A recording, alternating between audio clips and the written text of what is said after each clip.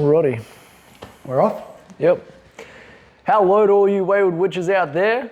I hope you're doing well, and I hope you guys are prepped for the third and final cataclysmic end to the story of Reg Gilroy. It's been a couple of weeks, hasn't it, since we did it? Yeah. Life's been busy. I like that cataclysmic. Cataclysmic. The epic climax. I don't know about cataclysmic, but it's been very adventurous anyway, yeah. Oh, you know, you got to keep it dramatic. Oh, okay. Okay, Oh, for to the keep it drama. dramatic. Oh, my God. So, yeah, I have happily actually kept my word. For the 1 year anniversary of the Wayward Witches, I've donated $1,000 to Headspace is what I ended up deciding on. So that's been good. That's been good. They were very grateful. And they've offered for me to potentially come in as a guest speaker. So that's going to be exciting. Stay tuned for that. I'll hopefully be able to upload it as a video. Yeah, very cool. Yeah.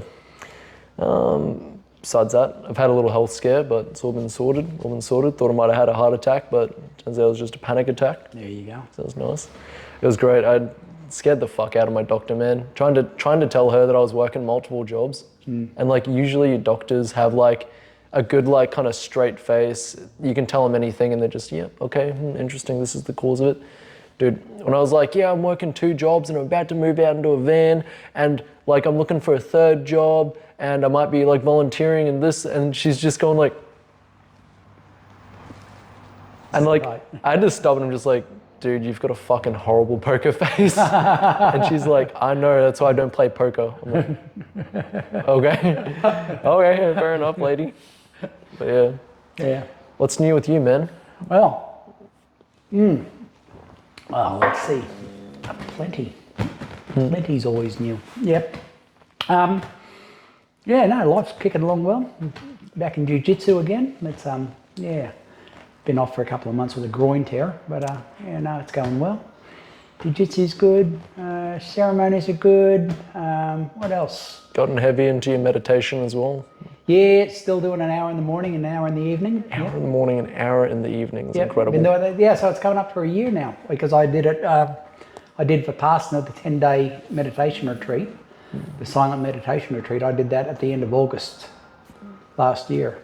So it's. I said I'll commit to a year of doing the meditation in the 1 hour in the morning and 1 hour in the evening. Yeah, it's not just a phase. Yeah. So I figured. Because I talked to somebody there, and they actually said, which is ironic because it's a 10-day silent meditation retreat, and you get to talk to somebody at the end. They actually allow you to talk, but or you get a day of talking to other people. Is the conversation like powerful, or is it just like I don't know what to say anymore? No. Everybody goes through their own. You go through your own transformation because everybody does it for different reasons. You know, I couldn't have done it any time in my life until last year. I was not ready for it, you know.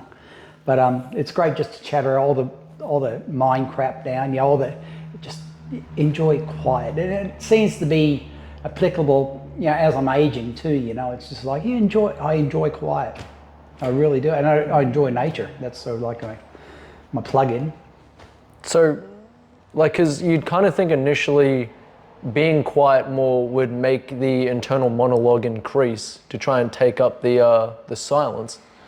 But I guess it is kind of like taking the helm of your ship. When you do finally stop and take control of it, you're then able to quieten it yourself, I'm guessing? Yeah. Well, you do. You're more control. You observe your thoughts. Instead of your thoughts running you, Stop and look at them. You can actually see them. And look, they still whisk through. I always compare it like a heavy cloud.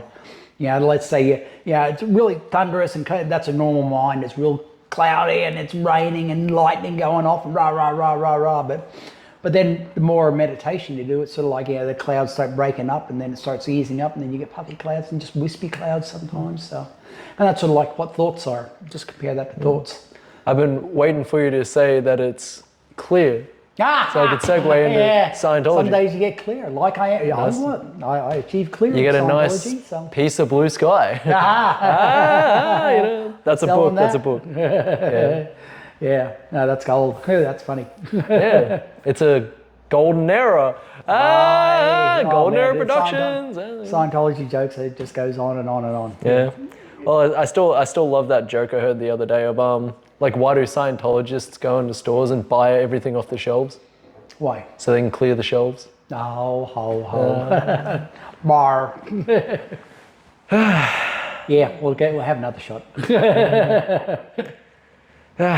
So with Scientology, man, where we last left off was right as you had kind of moved into your current residence. You had been looking for a place. You got the kids at, what were they when we first come in? They were probably about six. Let's say, when we moved up here, so we moved up here, was it 206? Sorry, moved up here in 208. We were in Nambour in 206. So, yeah, so Zoot would have been... 8 or 9. So he's born in 98, so yeah, he would have been 9. Yeah. Yeah, and... It's the first time at a public school. Yeah, outside of a Scientology school. So they had a Scientology school, and then they went to a little independent school when we were in Nambour. We were there for a year, and which I loved because you go up to the school where the kids are. They've gone off. They've taken the bus, and well, not the kids drove the bus, but the teachers take them out, and they're up the falls or going out for a swim somewhere, and very unstructured. It was very cool. You had kind of sold or kind of lost the furniture business. And that's when you started building your business that you still have today, is Reg the pressure cleaning man. Oh yeah. Well, I had a couple of other things in between. How did you come up with the inspiration to like start that? Was that around about that time? Because you've been running it for nearly 20 years now. No. I started in 2010. So I was up here a couple of years before I actually got into it. Oh, okay. So what'd you do for work before then? So I was actually doing the show run. I was doing the show, selling. Just like garden shows and, like the Brisbane exhibition and stuff like that, I was a showman. I'd be selling mops and rags and bloody Leathermate and, whatever. That's when you got into, selling your chamois and that, The sham, wow, man, you'll be amazed. Yeah, so I did that for a couple of years. I did that when I was in Nambour and then up here, but then, and Greta, my ex, she was actually, didn't want me on the road. She wanted me more at home, and so it was like, what can I do? And what was Greta doing for work? She was working. She got up here and she got out at the Gympie Conference Centre, which is the old forestry. They had a little restaurant there, and then they had accommodation out there, and they'd have events. Just a higher area, but it's the old forestry. What used to be the old forestry school. Just on the outskirts of town there. So she was working out there in admin. Oh, okay. Yeah. But so she'd worked there. Yeah. So anyway, we got here. I got into the pressure cleaning, and that's still going. And funnily enough, like kind of like a universal coincidence, when you first came here is also when you first met me and my dad, because you were looking for houses. And we that's right. And of all things, we'd been in town. We'd had a look at a couple of places. Yeah. And we came over, and we actually heard of your place, your dad's place going in there. And I remember it was so funny because it was raining, and we walked into the house, and where the front door is, right down there along the wall, there was water running down the wall. Yeah. And Glency said, "Oh, don't worry, it just goes straight underneath the house." Straight. It doesn't pull anywhere. Yeah, well, I just said, I cracked up, And then from there, we actually drove around and came up here. When we saw this place, after looking at your place, I was like, wow, this is amazing, Yeah. It's a good sized block. Do you remember how much my old man was trying to sell the place for? I think it was like 200 or something like that, whatever. Yeah, it probably sounded about right. Yeah. Yeah, the whole roof was fucked. Yeah, it was. There was a lot of work to be done on it. Yeah. I got lucky because the hailstorm actually properly fucked the roof, so I got to claim it. Yeah, good. So that was very lucky in a sense that my roof got destroyed in a hailstorm. I was very lucky. Called a serendipitous, an act of serendipity. Something fucked up happens. Yeah, but I remember that because when you guys came in to actually look at the place, my old man was telling me to like stand in that corner to try and like divert attention away from the fact that water's like pissing down through there. But yeah. Yeah. Anyway. That was fucking wild. But I didn't end up formally meeting you guys until I was about 11 or 12. I think about 4 years later. Is that when you guys were at school? Yeah. Yeah. Well, because I still remember it so vividly. I was just playing around in a primary school, and I was walking around, and there was a new kid at school. And he was like sitting on top of this big concrete storm water drain. And there was a big group of girls around him, and he's telling this story, and he's doing all these impressions, and he's doing an impression of Michael Jackson, and they're like, ow, like all this, and he just had all these girls eating out of the palm of his hand. And I've gone, fuck, who is this guy? Yeah. And after getting introduced, I met Zoot, your son. Yep. And we hung out for, I think, about a week or two. And it was as, I think we were walking home from school or something, that I ended up finding out he lived just up the road from my house. Okay. Yeah. So that's how you guys go. Yeah, right. Yeah. Yeah, I thought that was very strange that you guys, we had a look at your house just before we got this one, and then, and then you guys start hanging out together. That's cool. Yeah. I like that small world. Coming into here was like fucking wild for me, man. Because I remember you had a family tradition called kick the cat. Because you had Scat the cat, and I've walked in and Zoot said, "Oh, you got to kick the cat. You got to kick the cat." And I thought you said couch, and I was like, "What the fuck?" So I like nudged the couch, and he's like, "No, you've got to kick the cat." And I'm going, "What the fuck are you guys talking about?" Okay, that was something that Zoot invented. It wasn't mine. Yeah. Well, is that and he used to be obsessed with 6 fish. Anytime someone farted, you had to name 6 fish as fast as you can, or they'd start. That is the best one, because the kids used to slam the fuck out of me. It was fucking wild, because I remember just chilling. Well, Zoot taught me it. Oh, okay. That's the thing. I'm just chilling here one day, and fucking you fart, and then Zoot and Nisha just start running up to you and beating the shit out of you. Yeah. 6 fish. You can never remember them. It was fucking wild. Goldfish. An octopus isn't a fish. Cephalopod. Man, it was fucking wild. But at the same time, it was such a positive environment for me. Yeah. Like, I do know Zoot and I were best friends, but at the same time, I know Zoot was like a little bit sick of me because I would be coming around like fucking every second day. Great guy to hang out. Great place to hang out. Well, it was the thing of like it provided an escape most days to Well, you had to put up with. Yeah. Yeah, because I'd get home from school and most days like the old man would already be hammered. Drinking. Yep. So I'd be like, fuck it, I'll go hang out with Zoot while he like settles down into the night and gets ready for dinner and stuff. Yeah.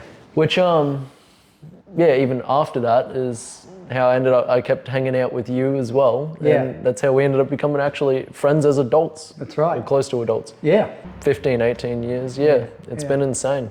But because in my previous episode, the Nothing Special, when I talked about my old man like killing my dog, it was Reg's house that I actually went to escape that situation for the time. Yeah. So yeah. Safe place. Safe place. It always was. Yeah. And even during the peak kind of Scientology era of you guys, from my perspective, and especially having no idea what Scientology was and not really concerned about it, I just looked at you guys as, holy fuck, like this is... Model family. It was like a TV show. Like it was so fucking alien to me, and I always say it as a joke where it's like, I was convinced Zoot was gay because of just how like affectionate he was to you. Yeah, right. And the fact that you guys would be like, "Oh, I love you, Dad," and he'd give you a peck on the cheek and give you guys a hug, and I'm just like, this dude's fucking gay. And like, his flamboyant, like kind of outward charisma. Yep. But that was just who Zoot was to me. Like he was like fucking Superman, dude. Yeah. Like he was awesome. Wow. And an incredible listener. Yeah. He was great for that as well. Yeah. Good. And man. I only ever saw him kind of doing Scientology, like reading the books, like every now and then, and he'd get very serious about it, but he'd also be reading all sorts of books from what I remember. But I remember seeing him reading, I believe it was Dianetics, because I remember the volcano thing on the front, Yeah, even most people have a hard time even reading the first 10 pages of that. So Yeah. maybe it was just a prop. Well, like, I think a lot of Scientologists will have Dianetics just as a prop. No, I've never read it, but yeah, I've got 6 copies. Yeah. Because they're always selling you books. Oh man, packing the stuff that we had, I found like 2 copies of like something, and they're still in the plastic. Yeah, Like right. all your older Dianetics Scientology books. Yep. Yeah, it's fucking wild, man. Like, cause you just collect Yeah. them. Yeah, that was quite a library. That was a big one. Oh yeah, I remember And half because of it, there yeah, used to be filled up that the whole giant. wall. Yeah. Yeah. And I remember always seeing that and thinking that you were this like kind of like psychiatrist or psychologist or something. When I saw it, I was like, oh fuck, like, you know, this is all this like mental stuff. Yeah, I was psychotic. You were right. The thing was, I never connected it to what Zoo was reading. I always like thought it was. I thought Zoo was reading sci-fi books because Yep. that's all he kind of told me about. L. Ron Hubbard was that he was like a science fiction writer and like this, but I never made the connection that he was reading Scientology books or L. Ron Hubbard books. Yeah, I don't really recall him reading much about it. You know, they might have done basic courses and stuff, but I don't ever remember him really reading. Not here. It wasn't until they went on staff down to Melbourne and stuff they started getting into it. But yeah. Yeah, because I met Zoot at about 11, 10-ish, and we hung out for about 2-3 years after that till he was about, I think, just turned 14. Yep. When he went down to Melbourne for it was a 3-month course, I think it was, which he's about 15 years into his 3-month course now. Because I remember, no shit, it is pretty fucking close too. That's right. Holy shit. Nearly 30. Wow. So it'd be what 14 years. Yeah, so he's 28 now. Going on 14 years. Fucking hell, man. Yeah, because I remember him telling me, he's like, oh, hey man, like I'm going down for this training. I'm just going to be gone for 3 months. And we were talking online, and then he said like, oh, I've actually extended it to do this other course for another 6 months. Oh, wow. And then 6 months down the track, he said, oh, I've actually signed up to be on staff for a year. Yeah, it'd be 2.5 years, yeah. So and I was like, 2.5 to 5 years, yeah. I remember he only told me about a year. Yeah, that doesn't sound right, because they do 2.5 and 5 year contracts. Yeah, okay. Unless there's some sort of, I've never heard of any 1 year contract. That doesn't sound right. But it didn't take long after he'd signed up to that to then go, oh, I'm actually working down there and I'm going to be there permanently. Right. And it's just like... And then he signed up for the Sea Org. Yeah. Yeah. That's the billion-year contract. He signed up for a billion-year contract at 14 years old. He was... Or about 15. 15, yeah, because he still had to get our consent, and I was bucking. And I wasn't. I says, no, let him finish it. You know, at least do your time on staff. And anyway, it didn't fly like that. So he ended up joining the Sea Org. So what he the elite, did it against your wishes? No. He had to. No, I approved it because they had to get parents' consent. And I should say as well, Nisha went down first, didn't she? Your daughter. Yeah. So she'd gone down, and she was in Brisbane, and then she went down to Melbourne to train, and then Melbourne org snaffled her from Brisbane org, and put it this way, she was supposed to be in Brisbane and she was training in Melbourne, and they ended up. Do you think they did that on purpose to be like, let's try and get them as far away as possible? No, they're just psychotic on just having it their own group. You know, we've got one extra. If they come out from somewhere else, we'll nab them and give them some sort of bullshit replacement. You know, because she was signed up for Brisbane staff, but yeah, they're very clingy to their own staff members and stuff, but luckily she hadn't been there long, so she was even back then the numbers weren't high. I imagine they were desperate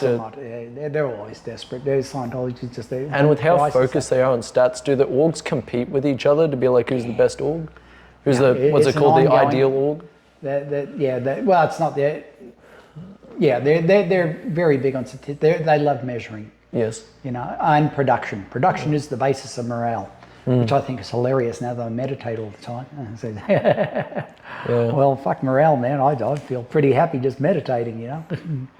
Yes. Well, true happiness isn't having something. It's about being in a state of homeostasis, in a state where just all your needs are met and you are at peace without any desire. Yeah, content. Yes, you're content. Like, Content. I always love a quote in Buddhism. It's like a little allegory where they say, like, a man walked up to the great Buddha and he said, like, I want happiness. And the Buddha just said to him, well, first remove I, because that's your ego, then remove want, because that's your desire, Yeah.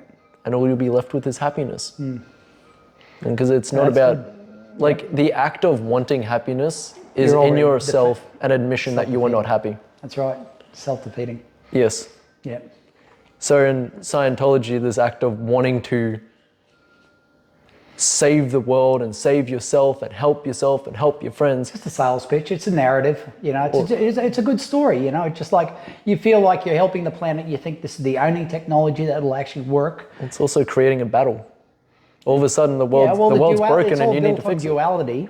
You know, I got a friend who reckons L. Ron Hubbard was you know, sort of a sleeper CIA agent, you know, where he was in there because they let him get away with as much as he did because they were using it as a pilot to see what people will go through and still stay dedicated to the cause. For mind control. Which, I mean, it's around the time of MK Ultra. Yeah, so but you got to realize they had thousands of these happening on the planet, you know. Like Charles Manson, you know, he was a perfect, you know, there was a perfect.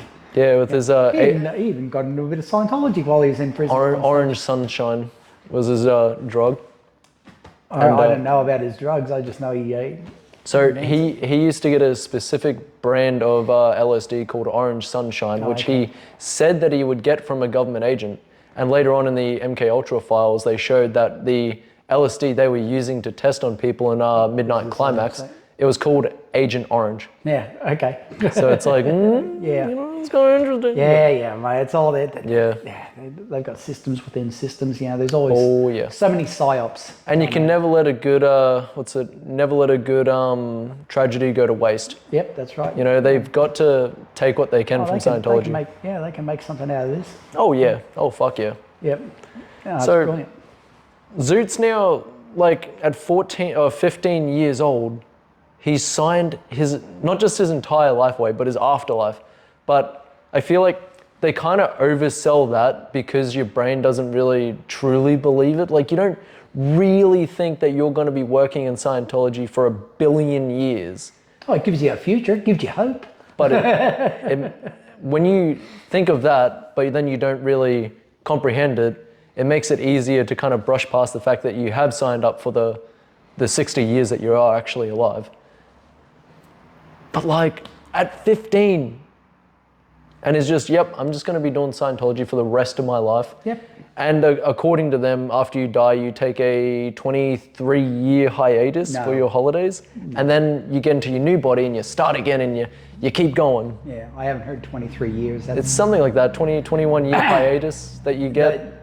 So they say, it's all bullshit, you know. And it's not, well, but yeah. The thing is because you only get it after you die. Yeah, and you know, how long are you on the in-between lives area, blah, blah, blah. So, you know, And if you die, you're outside of the nest, so what's time anyway, you know? Like, it doesn't make any fucking sense. Of course it doesn't. That's why it's a cult, you know. Welcome to life. Yeah. Life's a fucking cult too. But, so how did you feel when Zoot and Nisha are now officially gone? It's just you and Greta. Like, imagine initially it probably felt great to be like, oh, awesome, the kids they've taken into Scientology. Yep. Like, you know, I've done my job as a Scientologist and now they're free. And like, they're in a good safe place. You don't pay for Scientology to now start raising your kids, do you? Like, no, because they're still minors. Well, they're treated as an adult. I mean, pretty much you'll see kids, I've seen kids from the age of 11, 12, you know, are fully, you know, they're doing full hour stuff, you know, working in there 40 hours a week. I've seen kids 11, 12 years old, you know, just working in there. They'll be helping out, you know, and because their parents are on staff and it's actually, we're homeschooling them, but they're actually, they're not homeschooling them. They just bullshit. And they don't have time to homeschool them. They're working 40 hours a week, and then I'm imagining studying after that. Well, you either study or studying Scientology after that. Well, actually, no, because you got to moonlight. What moonlighting is, you got to have if you're on staff, your pay is so abysmal, you've actually got to go out and actually earn an income from doing other stuff. Like what you were doing in your early times. So, I had because what was I doing? I had did have the jumping castles, and I was doing the grocery deliveries. Yeah. That was my two major on the backpackers too. Yeah, so we had those were our incomes. Yep. While I was on staff. So, and you just work it out, Yeah. You get pretty good at making money, which I'm doing okay, I suppose. That's exactly it. I don't seem to be doing too bad. So you only know how strong you are when you have to be. Yeah. And I mean, it does increase your output, but for a lot of people, it does also break them though. I've seen people come out the other end and then just top themselves. Yeah. Yeah. Well, you lose everything. Then you lose the family and perception of reality. Like understanding that you were fucking lied to your entire life. Well, that's the hardest one. People don't want to accept. That's the clinch point, because I've seen people come out in varying degrees. I've got friends that are out and they're actually doing what's called Ron's org, which is there is a Captain Bill, and he actually developed or he carried on what Ron was supposed to be doing because David Miscavige came in and took over. And anyway, there was a bit of a hoo-ha there. Anyway, there's always splits and fractions, and there's independence happening all over the place. So, but I've got people come out and they says, well, since David Miscavige took over Church of Scientology as the COB, chairman of the board, he's totally thrashed it, which he has, but but then other people say, well, he's not following what LRH intended to have. So other people start up other organizations saying this is source. That's what you call L. Ron Hubbard's technology. Kind of like the Old Testament, New Testament in a way. Yeah, there's big gaps in between. There hasn't been a lot of. Yeah, David Miscavige has gone ahead and filtered and altered a lot of technology over a period of time, but look, it works to a certain degree because people are still doing it. Yep. Nation Zoot. There you go. Yeah. It's workable, and it's like all religion. Like I love the agnostic mindset of like there is a truth within all religion, but no religion is true. Yeah. Or I do also like saying a broken clock is right twice a day. There you go. Which is hard for the kids these days because they don't know what an analog clock is. But what's a clock? Yeah. People like L. Ron Hubbard or all the other cult leaders or even like Andrew Tate and people like that, they are still using stuff that does work. Like Andrew Tate's using Stoicism, L. Ron Hubbard's using Buddhism in some of his things. He's using a lot of Aleister Crowley stuff too. He's using a lot of Aleister Crowley stuff. It's workable. What is it, the Knight Templar? Anyway, look, I mean, to define a cult, you've got to realize how dangerous is it and how damaging it is to a person, And look, we're on this life, when we're here on this life, we're trying to create meaning anyway. And so you feel like you're actually helping the planet out, You think, this is a good cause. Yeah. And so you're willing to go above and beyond what you normally would. And so I've seen, people work insane hours, I mean, doing 100 hours a week is nothing, I've seen 120, 130 easy, just for whatever bullshit that, seems to be the crisis at the moment, Yeah. But this massive transfer for Zoot to be gone like that, fucking mind-blowing to me because, again, he'd kind of, in the last bits before he left and he really started getting into Scientology, we still, never talked about Scientology. Right. Like, he kept it all pretty tight-lipped. And even, he was also like that with all the inner workings of your family. Like, I know you've talked about how you did have a bit of a problem with binge drinking in that time. Yeah.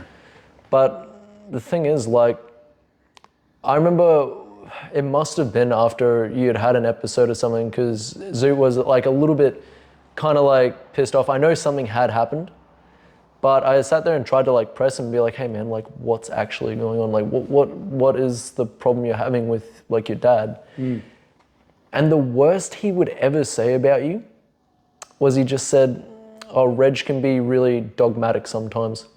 Dogmatic? Oh, okay. Yeah. And then he had to teach me what dogmatic meant. Okay. And he's just what did he's he always... mean by dogmatic? Yeah. overly sure that he is right and won't accept any other Right. like opinion or mindset. Which I mean, we used, like me, Zoot, and you used to have some fucking insanely good debates and arguments and stuff.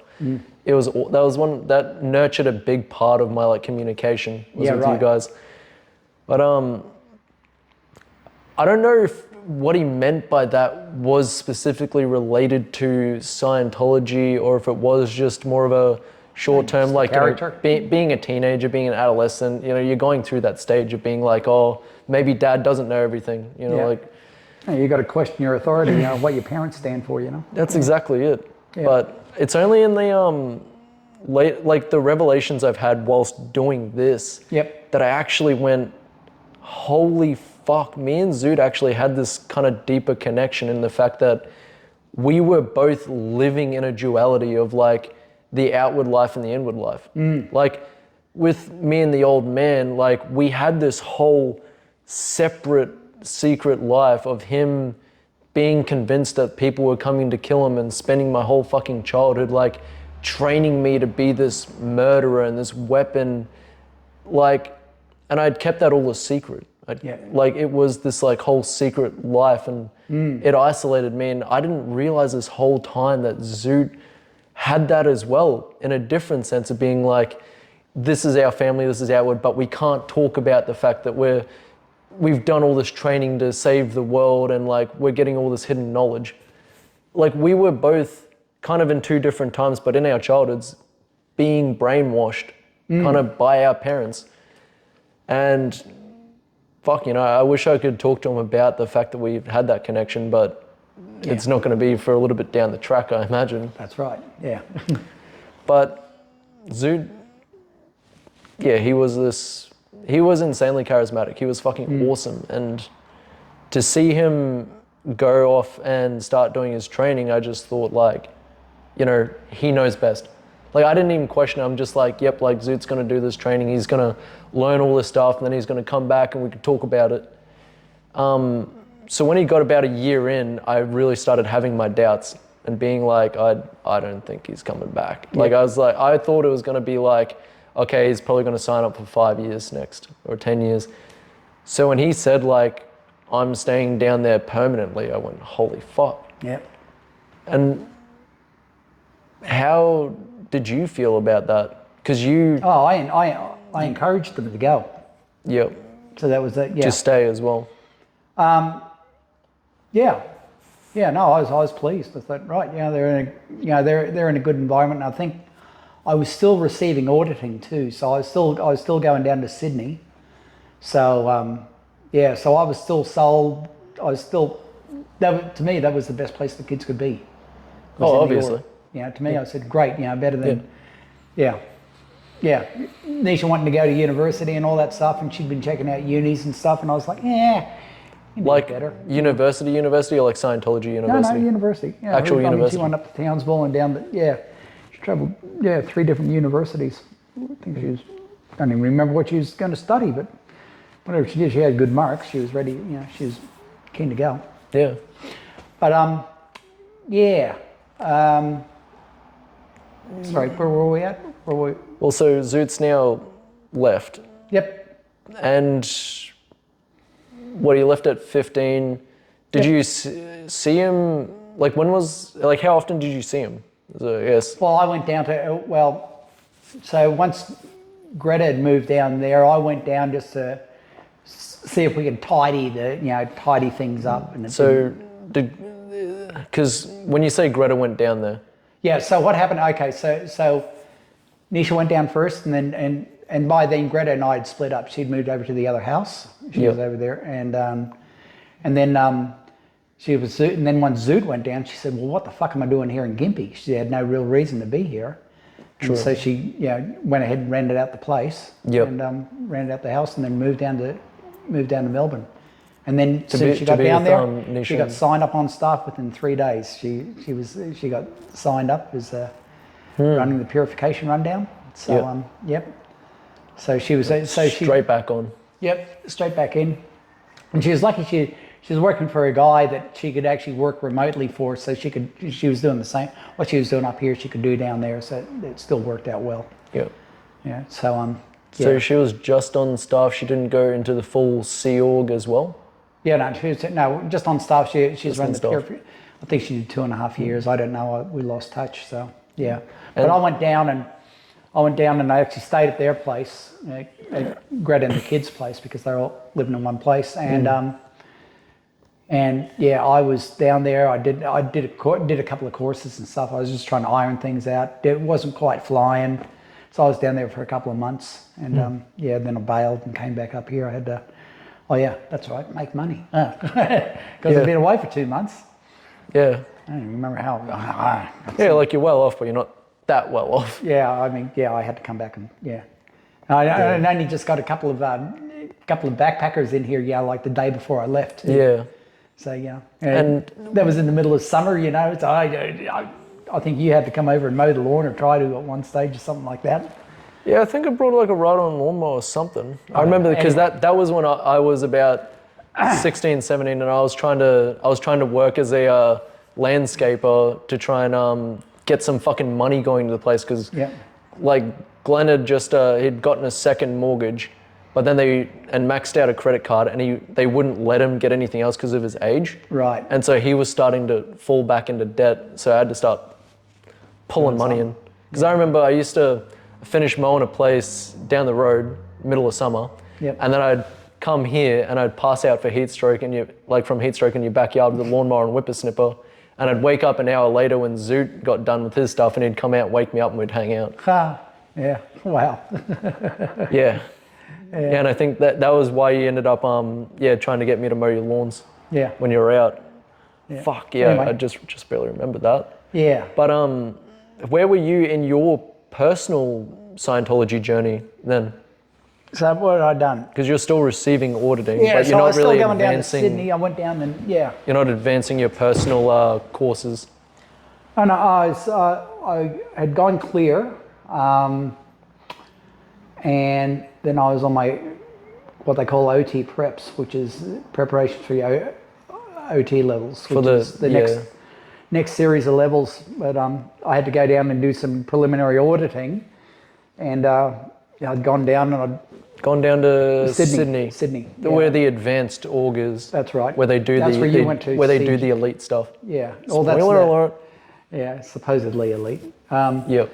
Yeah, but I'd gone down there, and I was actually receiving auditing, but it was just taking too long. I could see, I dropped 30K on it, and I was just like, and I was only a third of the way through this form, and I was going, shit, that's another, I'll be spending another 30 to 50K on this. And I says, nah, this isn't panning out. I could start seeing the light. Yeah. And I'd already maxed out my credit card on that thing too. I'd done my credit card. Anyway, whatever it was, there was always funky financial shit going on in the background. Yeah. But I was to the stage where I just said, no, not doing any more auditing until I've got money in the bank. And and even then I didn't really feel like it, because I didn't feel like I moved. So but I was moving out anyway. I was always on the fringes. So yeah. This unfortunately, like in my time, like I kind of disconnected from you as well, because Zoot and Nisha weren't there, and my old man, like, even the second he heard you guys were Scientologists, he was already like, no, that's bad, that's horrible. But then when he heard that Zoot had left, my dad was grieving. Like, he generally felt so horrible about it immediately. And I genuinely couldn't understand why. The funny thing was, like, I was nearly a Scientologist up until about 18. Like, I was convinced, Zoot was intelligent, he was fucking great, you're intelligent, you're charismatic, you're great. And I thought, fuck, it's got to be wrong. What they're saying has got to be wrong. Like, I remember briefly hearing a story about Scientology on the radio when I was 18 and going these fucking idiots don't know what they're talking about. Right. They have no idea what they're talking about. Yep. They might. Maybe they did know what they were talking about. But it didn't take long, because me and Zoot kept in contact via WhatsApp. Yep. It didn't take long for all of our communications to really be dominated by Scientology. Yep. And slowly but surely, anything else was just not important. And that's what Or happens. anything else, he would immediately link back to Scientology. Yep. It'd immediately be, oh, well, actually, this reminds me of something I just studied in Scientology. Loops at every loop. Yeah, and unfortunately, that's one of the key things in Scientology. You find it'll always loop back. You know, it's just like, right, well, hang on, you could be using Scientology to improve this or do this. You know. Yeah. And you know, Scientology could help you with this. You know. Yeah, exactly. Which did end up really sucking bad because like Zoot knew everything to everything about me, especially like all the stuff that I was insanely insecure about and keeping hidden. Also, partly why I talked about it in the previous episode, so I got nothing to hide. Ding! But like, I remember, you know, talking about like my symptoms of schizophrenia that I was having before I was even diagnosed and trying to understand that. And Zoot was there when I first got in contact. Like I first had my very first proper phone call with my mother in your backyard with Zoot. Okay. With Zoot wow. there. Wow. Like all of this stuff, man. All of this stuff. And now it was slowly, well, this is how Scientology can fix it. This is how Scientology can fix that. Yeah. And interestingly enough, as we were talking about in the previous episode with like how you ended up spending all the money that you were going to spend on scuba diving in Scientology, I recently, because I've been reading sections of Scientology's Introduction to Ethics, I read a section called Dilettantism, which is actually explains what they were doing with that, because ethics is like their rule book on like how to do everything and how to stay in the good graces of Scientology. And in Dilettantism, it literally says like, why would you do anything else when you could be doing Scientology? Like it's literally written there. And it's saying like, oh, you might come across some people who say, you need to live too, or there needs to be space for my own life. You need to have a balance between your life and Scientology. And it literally says, if you've got someone in your org saying that, you've got a suppressive and you need to root them out. Like it literally says it word for word like that. Yep. And I've gone, oh fuck. Like just, and that slowly you could even see with Zoot. Like I remember trying to ask him about like anything or trying to make references to things that were happening in day-to-day society. And he had no fucking clue what was happening. Yep. He knew nothing about it. He would kind of pass it off, but he was completely disconnected from the world around him and was slowly just living and breathing Scientology. You do, yeah. And there was a few times when I really tried to say to him, hey man, can we just have a conversation without Scientology? And he couldn't do it. Or when he tried, it was very short, very boring. Well, there's the indoctrination. Lost interest immediately. Yep. But you see other people like that too, you know, with their football, you know, it's just like, you know, people are like that. Well, like everyone has their passions. Yeah. But yeah, Scientology, it is everything revolves around that. You can't have space for anything else when there's Scientology. It's tricky. Yeah, I mean, I've seen the odd persons doing things on the outside, you know, but look, most of the time it's just, everything's about moving up the bridge. Yeah, and it's the same with a lot of religions where they do try and retcon it for inclusivity of being like, oh, you can be Buddhist and Christian. Oh, you could be like a gay and Christian. Oh, you could do all this and still be Christian. But the truth is the core goal is to make you understand why that is wrong and why you should be focusing on your religion, the one religion. And like Scientology slowly does that as well with a lot of other philosophies. Yes. But they will try and tell you as well that, oh, you could be a Buddhist and a Scientologist or a Christian and a Scientologist.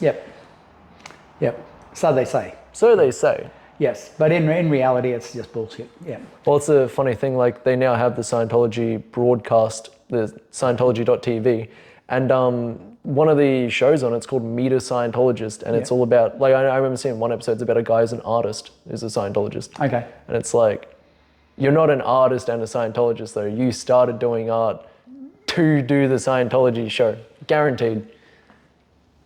Say that again. He was an artist beforehand, or he was an artist? He might have been an artist beforehand, but right now he's not doing art for the love of art. He's doing art right now for the Scientology broadcast. Like, they just can't be both. They can't be both. Well, they're selling on people what they do on the outside. It's like being a fireman or a Scientologist. Or be like, It's propaganda. It's PR for anything. It just Yeah. Yeah. And it's fucking disgusting, honestly. Like how they spend so much of their time and resources and money that they have, not in actually helping people, but in sitting there and advertising and jerking themselves off. So welcome to a psychopathic world.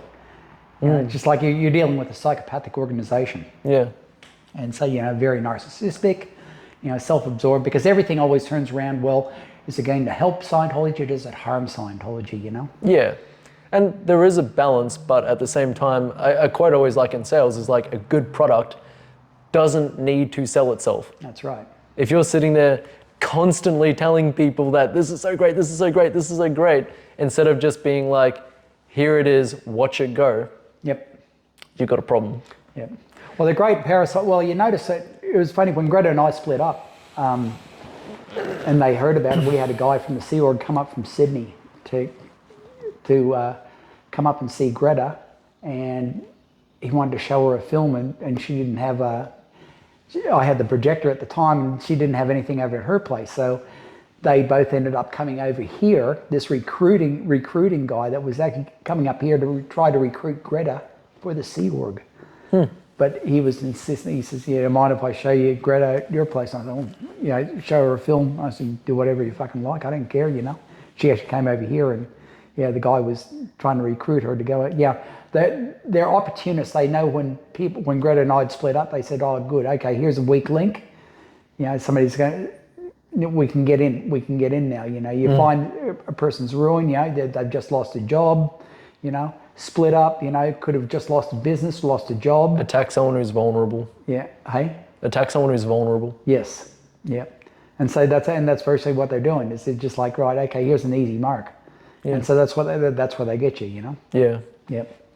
And so, and the kids are in the same point, it's just like, right, where do we go from high school? What do we do, And just like, well, hang on, you've got this, you've got this whole thing and you've grown up in this and you know other people and, blah, blah, blah. And they're easier to sell on second generations, for kids that have grown up in it, Well, I remember Zood, he wasn't like depressed when he was still here, but I do always remember him talking about just how he felt kind of bummed out. Not just that he had like kind of a lack of self-control, but that he just felt like he didn't really have like a purpose. Yep.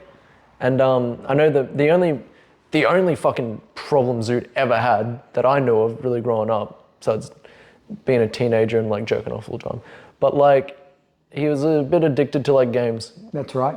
That was it. And I imagine in Scientology, he probably sits there and goes, oh, wow, thank God I got rid of that horrible addiction.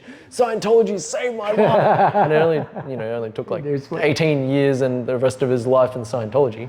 Yeah. But it wasn't, it did get to a bit of a problematic stage. I remember he always would tell me about how like he wouldn't shower and bathe for ages because he was addicted to games and like his socks would like go all manky and crusty. But he's a dumb kid. He's a teenage kid. He's a teenager. And that's what you're supposed to do when you're a teenager, be smelly and obsessive and compulsive and Your brain's still forming. That's right. And games are addictive. They're designed to be addictive. Yeah. Well, you raised him without a TV. Yeah. And so but he had the computer though. But he had the computer, and that thing would have fucking caught him. Like, would have been a curveball that caught him off guard easily. Yeah. Well, apparently, because I used to hear from the neighbours, you used to see, Zoo going to school like 10 or 11 o'clock in the morning, kicking his bag up the road, and I was going, really? I said, how the fuck did he manage to do that and never get? You'd come up with some bullshit at the school. Oh, yeah, always. Yeah, but they never questioned us, It's just like, because Greta and I had already been out, we were doing our own stuff, we were doing whatever.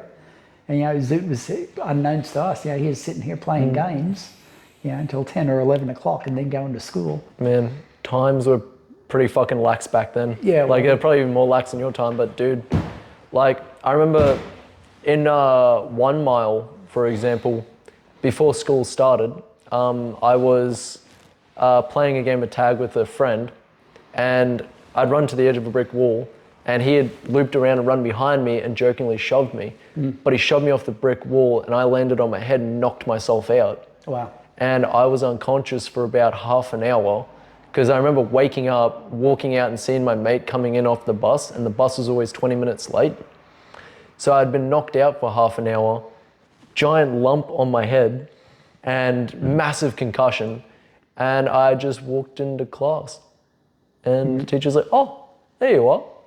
That was it. Like, Yeah. the principal walked by, and she saw me like fucking, and at about fucking 2-3 hours later, when we had moved off into the library, then they called an ambulance and took me into fucking hospital. Oh, really? Yeah, times were fucking different back then. And in high school, all the way up until about 16, 17, we would fake being sick to get into the sick room that had all the forms. Yep. And then while in there, when the nurse wasn't looking, I'd grab like 50 forms, stacks of them, and I'd hand them out to all the students. And all you had to do was fill it out and then wag class. And when the teachers came, you go, oh, here's my out of class pass. Or, oh, here's my blue slip. Yeah. Like, Nice. I spent probably about 50% of the time, and no one knew the better. Wow. No one knew. Yep. Wow. It was fucking crazy. You could hide a lot of shit back then. That's cool. Yeah, yeah. So even on a, like, I know it has changed a lot now because it's all computerized, but even on a governmental level, it's fucking wild that the government can see, oh, okay, like Reg and Greta have just submitted, what's it called, custody of their children over to a church across the country. Okay. Like, it's just like, fucking what? Because, yeah, Zoot, it was what, about, I didn't see Zoot myself until about 18, I think it was, when I flew down to see him in Sydney. Yep. And by this time you were still a Scientologist, but you were yourself kind of really on your way out. See, I didn't know any of that, really. I did not even think of it. It was still just all normal to me. And it was great to see Zoot. It was a fucking wild adventure, though. Of course, he didn't pick you up at the airport. You had to make your own way there. It was your first time out of... Yeah, I'd never flown before because growing up, I wasn't allowed to leave state because of the kind of custody thing with my mum. So at 18, I just started working, so I finally got a pay slip, and I saved up and went to fly down to Sydney. And the thing was, Zoo was supposed to pick me up from the airport, take me back to the advanced org, and show me around. And then I was supposed to, when Zoo was finished his work, go with him back to where they all stayed. Okay. And sleep with him for the night and hang out for the night. And we're going to go out and adventure around Sydney. But so I get to Sydney and I message Zoot and I'm like, hey man, where are you? And he's like, oh, fuck, sorry, something came up. They actually need me to stay here and like do this work, but it's only like 2 trains to get to was it Chatswood? Wynyard to actually see him. And I went, oh, okay. No fucking idea what I was doing. And he's like, oh, gotta go, man, sorry. So I'm just like, fuck. Like I think about like 3 trains, and I have no fucking clue how I managed to do it, but I got there. And I got to the train station. I'm like, hey man, I'm in Wynyard. Where are you? Fuck, I'm actually still busy. I can't come grab you, but it's only like 2 streets down. Just go left, right, and a left. So like it's the middle of, it was close to the middle of summer as well. It was coming into summer. Yeah. And like, I wasn't expecting to walk, so I was dressed up. I was trying to look like all professional and shit to go check out this like university thing. Yeah.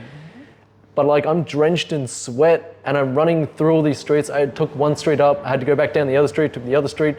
I went to a car wash and this guy went, oh, that place, yeah, it's down there, it's kind of hidden. So I ended up going that way and I got to the gates and the gates are locked. And so I called up Zoot again. I'm like, hey man, I'm at the gates, where are you? Oh, I can't leave right now, holy shit. Like, I'll see if I can send someone out to come get you. And it was like, giant brick walls, massive gate, and then trees all surrounding it. So it was really hidden. It looked like a private property. Yep. If anything, not like a big university. And finally, a security guard let me in. Okay. And I got to the front desk. Yep. And I'm sitting at the front desk like, hey, where's Zoot? Oh, shit, like he's busy with something. Can you wait? So I've gone, fuck, you know, talking to these cute young girls who are at the front desk. And finally, after probably an hour of waiting, Zoot comes out. And I hadn't seen him for about 4 years in person. Wow. Well, because he left at 15 and this was at 18. So 4 years, I hadn't seen him. And he was like taller than me and he's like fucking jacked. He looked fucking super healthy, man. Like he looked like he was living his best. Yeah. And I mean, he's surrounded by all these cute girls. So I mean, Yeah. can't blame him. And yeah, we finally got to catch up and we were talking for about 10, 20 minutes before he then went, I'm actually getting called off to do this other thing. I'm really busy. I'm sorry, man, I got to go. So I've gone, fuck. And he's like, oh, but before you go, I actually need you to do this. And I went, what? And he's, oh, this thing called a personality test. It's only like 200 questions. It only takes about 2 hours to do.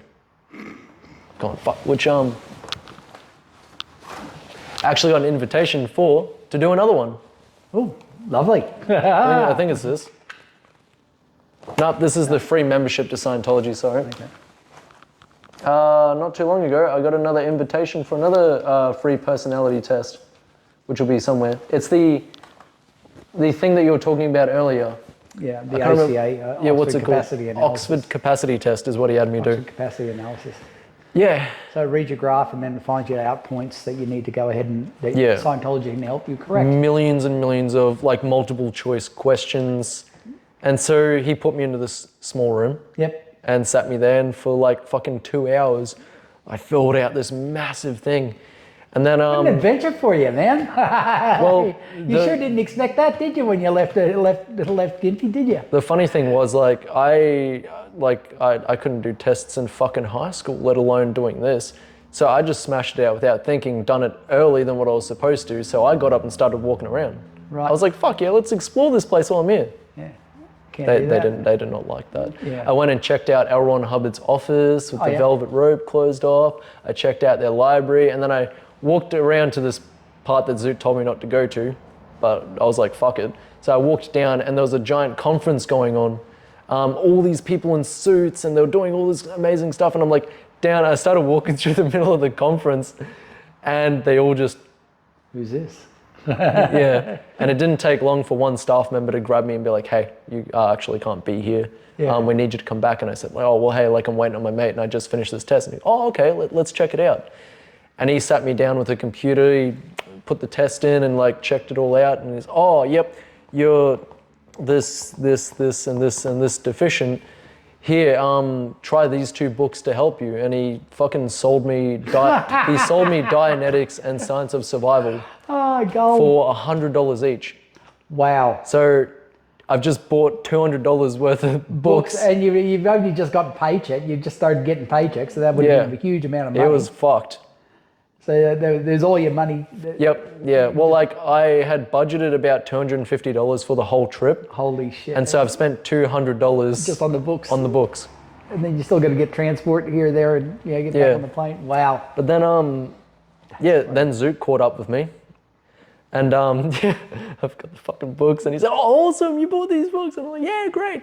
And he's like, "Let's go get some food." And I was like, "Thank fuck." So he took me to the cafeteria, and we had like, it was like old person food, Okay, like soft, kind of mushy, just like cheap shit. Yep. Yeah. It wasn't too bad, but they while do we were everything there, on a he's budget. like, "Man, like we've just built this," like, and he pointed me out the window to the gardens, and he's like, "I was out here for months, like doing all these gardens," and I was like, "Fuck yeah, this is awesome."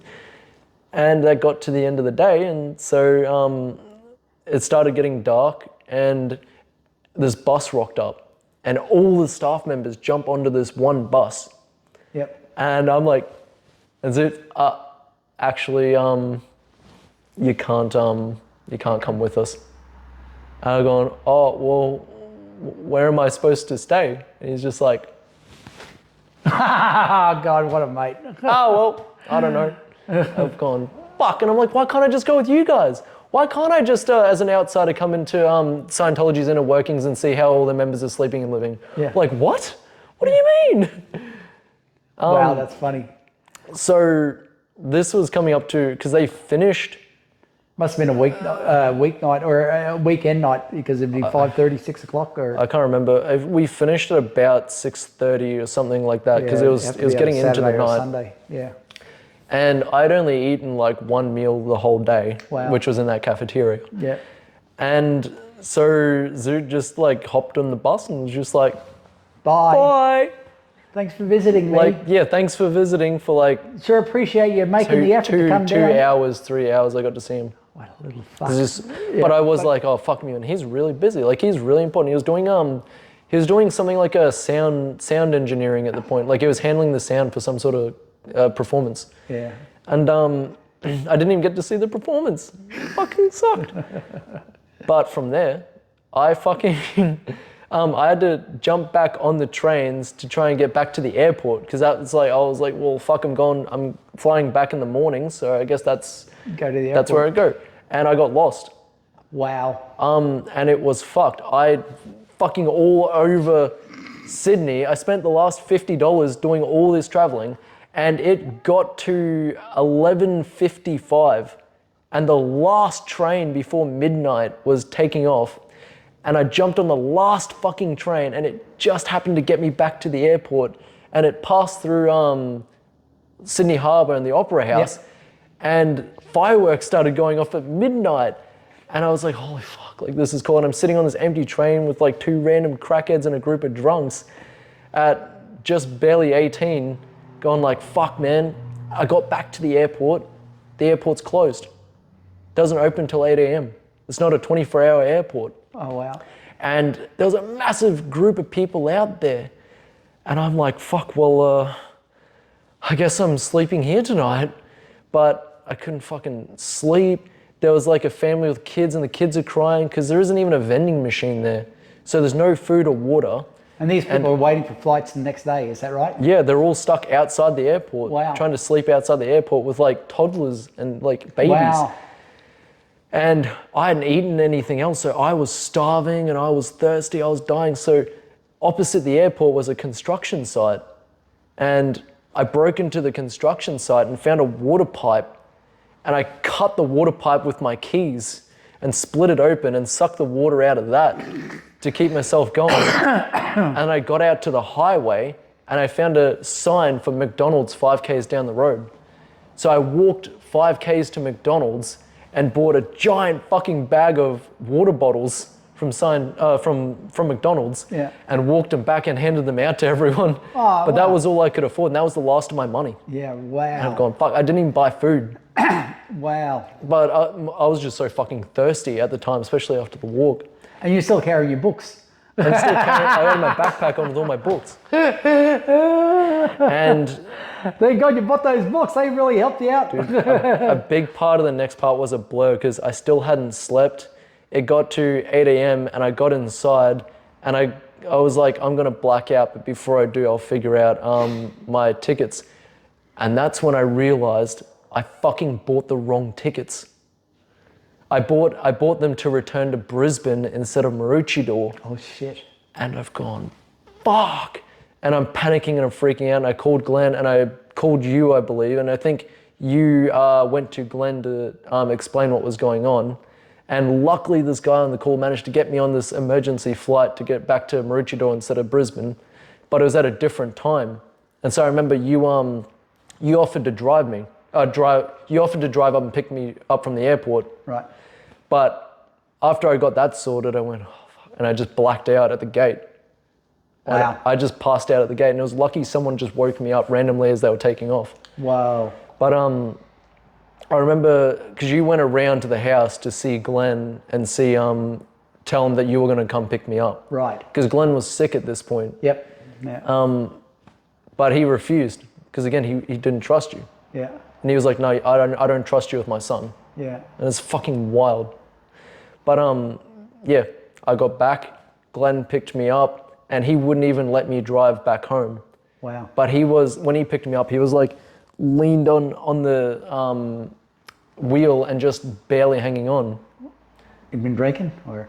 Well, a month later, he died. Yeah, right. Oh, that's That right. was it was his cancer. Yep. Wow. And even dying of cancer, he was like, no, I don't fucking trust you to drive me back from the airport. It was like, fucking hell, man. Well, he was in a bit of a state, yeah. Yeah. Wow, man, what an adventure, though. Yeah. Fucked up, but because I remember a month later, that was one of the last few times I properly spoke to Zoot, because he called me the second he heard Glenn died. Is that right? Yeah. Wow. And he's just, holy fuck, man, like, I'm so sorry, like, I hope you're doing okay, all that. Okay. Yeah. Oh, fucking good on him. I didn't know that, yeah. I think that might have been the last time I properly had a phone call with Zoot. Yeah. We might have had short communications then. Yeah. Until you told him, dude, you got to look what you're looking at, Also, Glenn died. I had my episode of psychosis where I really started fucking going like ballistic. I got diagnosed with prodromal schizophrenia. Yep. And that's where I started telling Zoot about all my stuff, and I was kind of low-key hoping Zoot would have some answers with all the Scientology. But he didn't. He just kept harping on to be like, oh, read Dianetics, read Science of Survival, read Science of Survival. And it was like, I can't fucking walk around my own house without seeing demons, let alone fucking read. Yeah. So yeah. Well, it's so unreal for a Scientologist that, especially when you're having a psychiatric episode. Yeah. In Scientology terms, it's just like they're having a psychotic break. The person's downtone. They're obviously what they call PTS, potential trouble source. They've been affected by a suppressive person in the area. So, there's a whole slew of answers of why a person's like that. So in Scientology, it's sort of like they've already got everything in the bag, all geared up and already labeled. Right, we know where that thing is, and this is what they need to do to get out of it. Yeah. Read the data, then come in, do a course. You'll work it out. Yeah. That's the sales pitch. And if you don't, it's your fault, not Scientology. That's correct. Yeah. But by this point and having that kind of existential crisis, like he definitely doubled down because of me also being like, dude, the mental health institute's fucked. Like, it's bullshit. They just tried to drug me up and shut me up. Yep. So, he was like, yeah, exactly. That's what we're saying. Like, it's evil. But at this point, and having a bit of a existential crisis and looking at what I just experienced with Zoot in Sydney, I kind of went like, this isn't right. This is fucked. Yeah. And genuinely, that's where I really started pushing back and going like, hold on, this is not right. Like, and I started looking into it and going, holy fuck, like, Scientology is a fucking cult. Holy fuck. Holy fuck. Oh, now I see, yeah. And then seeing with Zoot and starting to reframe it as him being a cult member and realizing how it's like he would not talk about anything else. He would not communicate with anything other than Scientology, and going, this isn't Zoot anymore. Yeah, you're a limited belief, because what they do is they deconstruct you. It's like deprogramming you and then reprogram you to think as a Scientologist. It's like the military. They break you down and build you up. That's exactly. And look, it's paramilitary anyway. With the guys in the Sea Org, what Zoot's joined. Yeah. It's like, we're in the Navy now. Yeah. Just some sort of, who knows what L. Ron Hubbard was trying to do to make up. Anyway. Yeah. It's a crazy system, man. But I kept the peace with Zoot. Yeah. Because I also heard about disconnection for the first time and went like, oh, I need to be careful. Yeah. Because even like at 13, I tried to make a joke about Scientology. Wouldn't have it.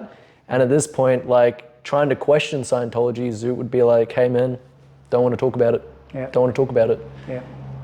But so coming back to you, this was like around the time, a couple of years in, about 1920, I'm still in communication with Zoot, but I was talking to you face to face and kind of going like, hey man, you sure Scientology's all right?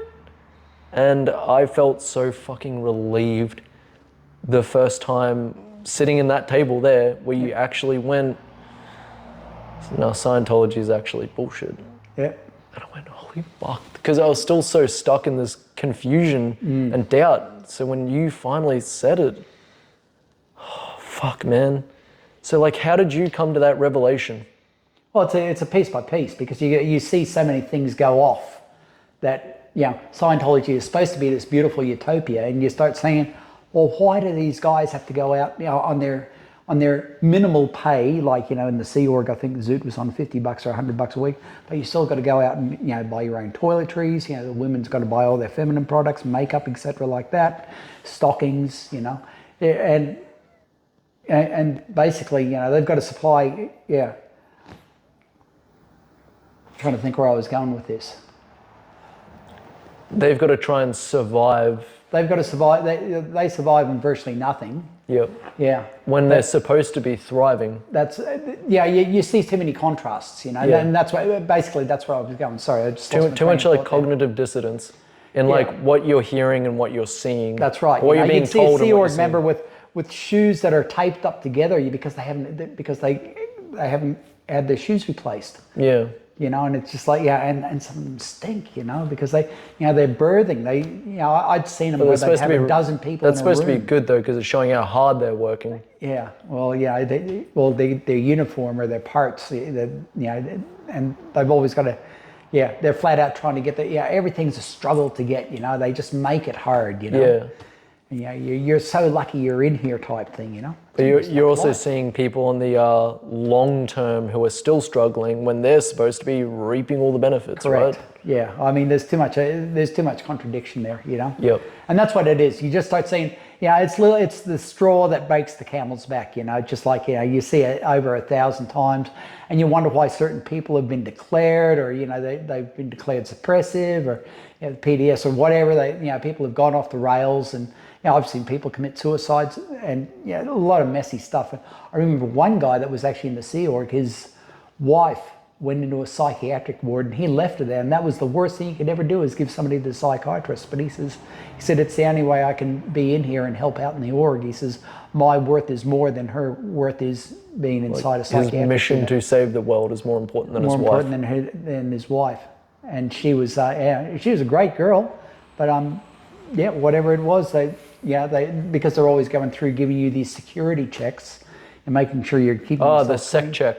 The set checks, Yep. and it's like what have you hidden from Dave Miscavige or something like that? Red on the e-meter, and nothing better in a religion than having security. Yes, that checks you all the time. That's the amazing thing with Scientology, and their whole ethics system is all designed around that. It's just like, because you break down the dynamics, and just like what's the greatest good for the greatest number of dynamics. We've covered that before. Yep. These are all urges towards survival.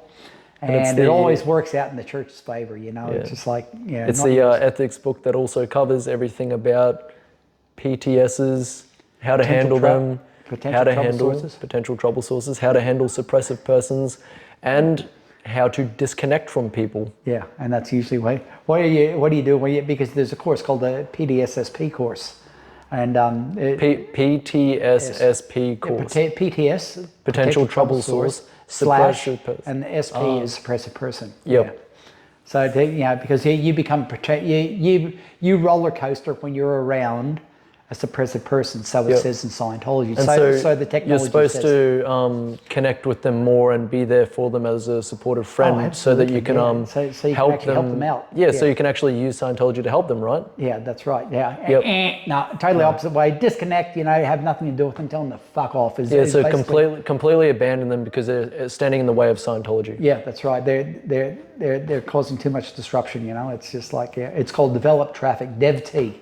DevT is there's so many words in Scientology. It's got its own language. Yep. It's phenomenal. You hear a couple of Scientologists sit down and have a conversation, and you're going, what the fuck are you guys even saying, Yep. It's like listening to two engineers, But it's got its own language and its own meanings. Yep. But a lot of the language too is self-policing too. So you're watching yourself. You got to. Is that ethical? Yep. Are you being critical? Yeah. Oh, yes. So there you go. If you're critical, you must have an overt or withhold there. Yep. And this is where you get involved with you commit an overt, which is something done wrong. You go through and you start finding out what is the overt or what was the withhold. What have you withheld? Failed to tell somebody something. And then you start following these things down. These things go forever because your lives go forever. So, what was the straw that broke the camel's back? Leah Remini. Leah Remini did a podcast with Joe Rogan, and it was episode 907. I remember that distinctly because I remember hearing about it and I said, oh, fuck, hang on, that's interesting. But if I listen to that, I know there's no, she'd be declared a suppressive person. Yeah. So how did you come across it? The podcast? Because you just listened to a friend. Yeah, and you like Rogan as well. Yeah, and well, actually, I hadn't really heard. No, even at that time, I don't think I was into Joe Rogan. Oh, okay. So yeah, just a friend just coming said, out of, hey, look coming at out this. of Scientology, there's a lot of stuff. I've been connected to some, but not all. But yeah, Joe Rogan was a totally new field. As far as I know, he was a stoner. And I wasn't. And this is the first time listening to an external source talking about Scientology. Yeah, I've heard, yes. And I actually read a book on counterfeit dreams that Bob, my stepdad, gave me while I was out receiving auditing. I read it and I said, yeah, the guy's upset. He's had upsets, but hell, it's not stopping me from doing Scientology. Well, as they say in Scientology, he's got an axe to grind. Yeah, that's right. The big one they like to say. Yep.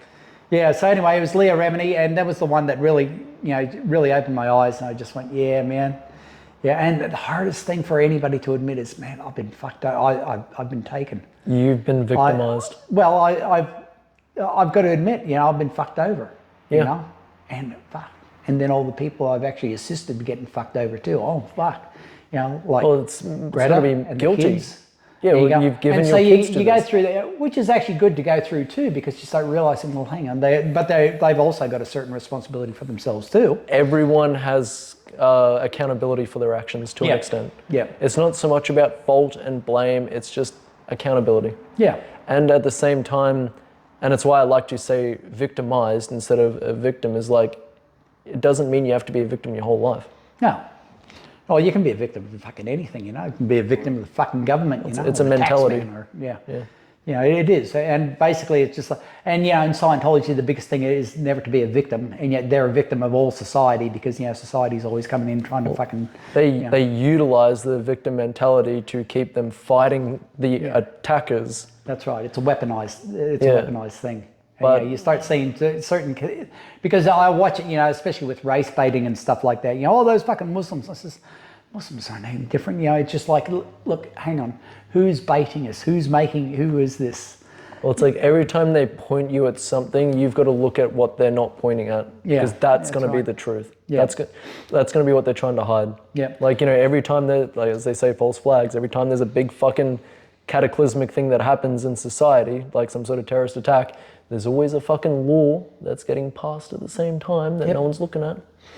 Yep. But so, do you remember what it was like said in like in the Leah Remini episode that kind of had the revelation to go, oh fuck, this might be true what she's saying? Well, it was stuff I already knew. Because I've seen it myself. I've seen people being declared. People who are extremely affluent and then fucking, run out of money and then, suddenly they're not good, And then they've been declared. I'm like, what the fuck? Hang on, this person donated fucking over $1 million, and you're fucking, and they're, what? They've done all this and they got fucked? What chance do I have? Yeah. I get it. So anyway, it was a combination from seeing that, and I think it wasn't long after I'd actually gone down to Sydney and I'd received a bunch of auditing, and I'd spent 30 grand, and I was like, oh, fuck, man, it's going to cost too much, I can't see the value in it, and I'm locking heads. And then after Leah Remini, I started exploring other people who, Mike Rinder. I bought Chris Shelton's book, Ada Zenu, and that John Atek would sell him a piece of blue sky. Like you wanted to see the actual product that you're buying, really. Like you wanted to see the end result of all your hard work. Well, in Scientology, are you saying? Yeah. Well, like you're looking at all these things to be like, what am I actually going to get out of this, essentially? Yeah. Well, what's promised? You think you're on this beautiful utopian idea that you are healing traumas, because that's virtually what you go through. You go through and release negative charge. Yeah. But it is trauma work to a certain degree, but then when you do true shadow work too, it's just like there's some fucking ugly demons there that you confront. And I think Scientology did groove me in for that. So it was probably a lot easier when I've gone through and done, because since then, with doing, the plant medicines and then doing the shadow work that goes along with that, because and there's integration too, and you realise, what a fucking cunt you are. I'm a cunt and an asshole and a dick and this and okay, and but that's in general, you don't mean to be. It's just like, and you get a little bit. Hang on, I'm being a bit of a dick here. I'll shut the fuck up, or you learn a bit of humility. Where Scientology strokes the ego, it actually fills you up with the ego. It love bombs. Yeah, it's a classic manipulation. And that's that is gold for the ego. The ego just thrives on that.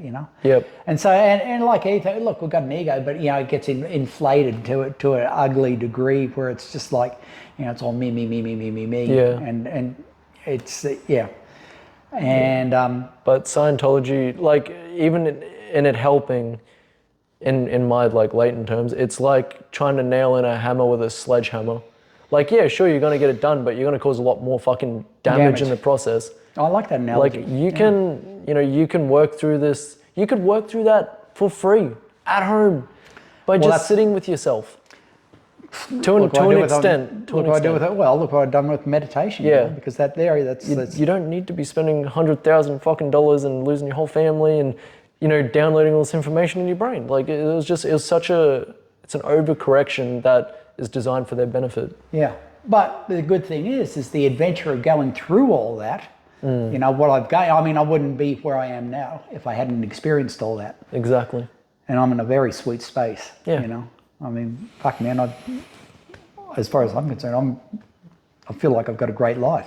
Good. I'm glad. And I'm pretty pleased with the way I'm living at the moment. So. And I feel like you're a good person. Yeah. Thank you. I know. I am. I don't doubt it. A little arrogant, but yeah. No, I'm kidding. So I know I've had my moments, and I've been a dick, and I've been I've done a lot of things, but 99% of the time I'll say I'm trying to be good. So you've had this realization. Yep. You've had this oh fuck moment, and been washed over with all this guilt for now pulling all these other people into this lie. So. Yeah. What happened next? Well, actually, there wasn't that much. I mean, I realised that fuck, that owning the look. Okay, I guided that person in. It was a bit like okay, I guided the kids in. So hey, whichever way the cards fall, the onus is on me. So they've disconnected. Fair enough, And I sort of it sucks going through that, But my little episode of my floating down the river that was cathartic and helping me out to clear that space. Dive into it because this is this is the big meat and potatoes of this is like they ended up disconnecting from you. Yeah. And me eventually. And and it was just around the time when Ma was passing away. Yep. Because at that time I was with Bex, I'd just ridden down to drop in and see Ma, and Bob said, "Oh, geez, you just missed Nisha and Zoot. They just left 20 minutes ago." I said, "What?" Yeah, and they'd actually come up from Melbourne, and somehow through another friend, they managed to get it. They got out and saw them. Nisha wasn't old enough to go ahead and get a hire car, so they ended up friend on the Gold Coast, on the sunny coast. They would have been about 19, 20 at this time? No, Nisha, when Ma died.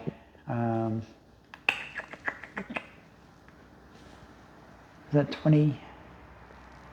21 or 2018? something. No, 2018, 2019.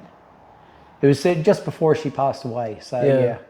And you still hadn't officially said to anyone that like you no longer believe or support Scientology at this point? Yeah, I'm trying to think where we'd been. Oh yeah, I had already gone ahead and I'd gone down I'd gone down especially to the AO to try to handle the situation because they says, look, so you've gone to them and been like, hey, I've seen this Leah Remedy episode and I'm really doubting Scientology. No, it wasn't that. No, it was I'm just trying to work out the looking back in the time figure. Take your time. I had gone ahead and I don't know if I'd seen Leah Remedy. Yeah, no, I think I'd seen it by then, and I was still going back and forth. I was going down to the AO. They wanted to see me to handle this situation of me, whatever the fuck, me being off lines or me not going. I forget what the story was, but anyway, went down there and there was sort of like an inquiry, and Nisha's husband Stewie, he was there at the time, and just said, look guys, I'm not changing anything for you. I love you guys, but I just vaguely remember going through them, going through and just saying, look, I'm not going to continue playing ball like this, whatever it was. And they couldn't quite, they couldn't quite work it out, because I came from a place of love. I said, look, I genuinely love you guys. I know you're trying to do your job, but look, this stuff is not flying anymore, And I forget to say so many words, but it sort of ended up with a sort of a stalemate. There was nothing really succeeded there. They didn't know how to go ahead. They have the thing called a committee of evidence. It takes a group of people to get together to go ahead, and actually you've got to have a committee of evidence before you get somebody declared as a suppressive person. And so they were still. So in your mind, it was kind of this like mutual, okay, like they understand and I'm standing my ground, but in their mind, they've like shit's hit the fan and they've gone, oh fuck, like they started kind of working on this committee of evidence. I don't know if you can only assume. It never turned up. Believe it or not, they weren't open about it. No, yeah. I mean, I've got my bloody little sheet of paper, where they've gone ahead and done their thing in particulars. There's a whole lot of fucking bureaucratic paperwork in the background. But look, at the end of the day, it was just like I knew I was extracting myself, and I started watching more and listening to more people who had been out, and just realizing, oh fuck, and then realizing too, just like I knew it from the kids, that we'd already agreed after we'd done that trip to Carnarvon Gorge.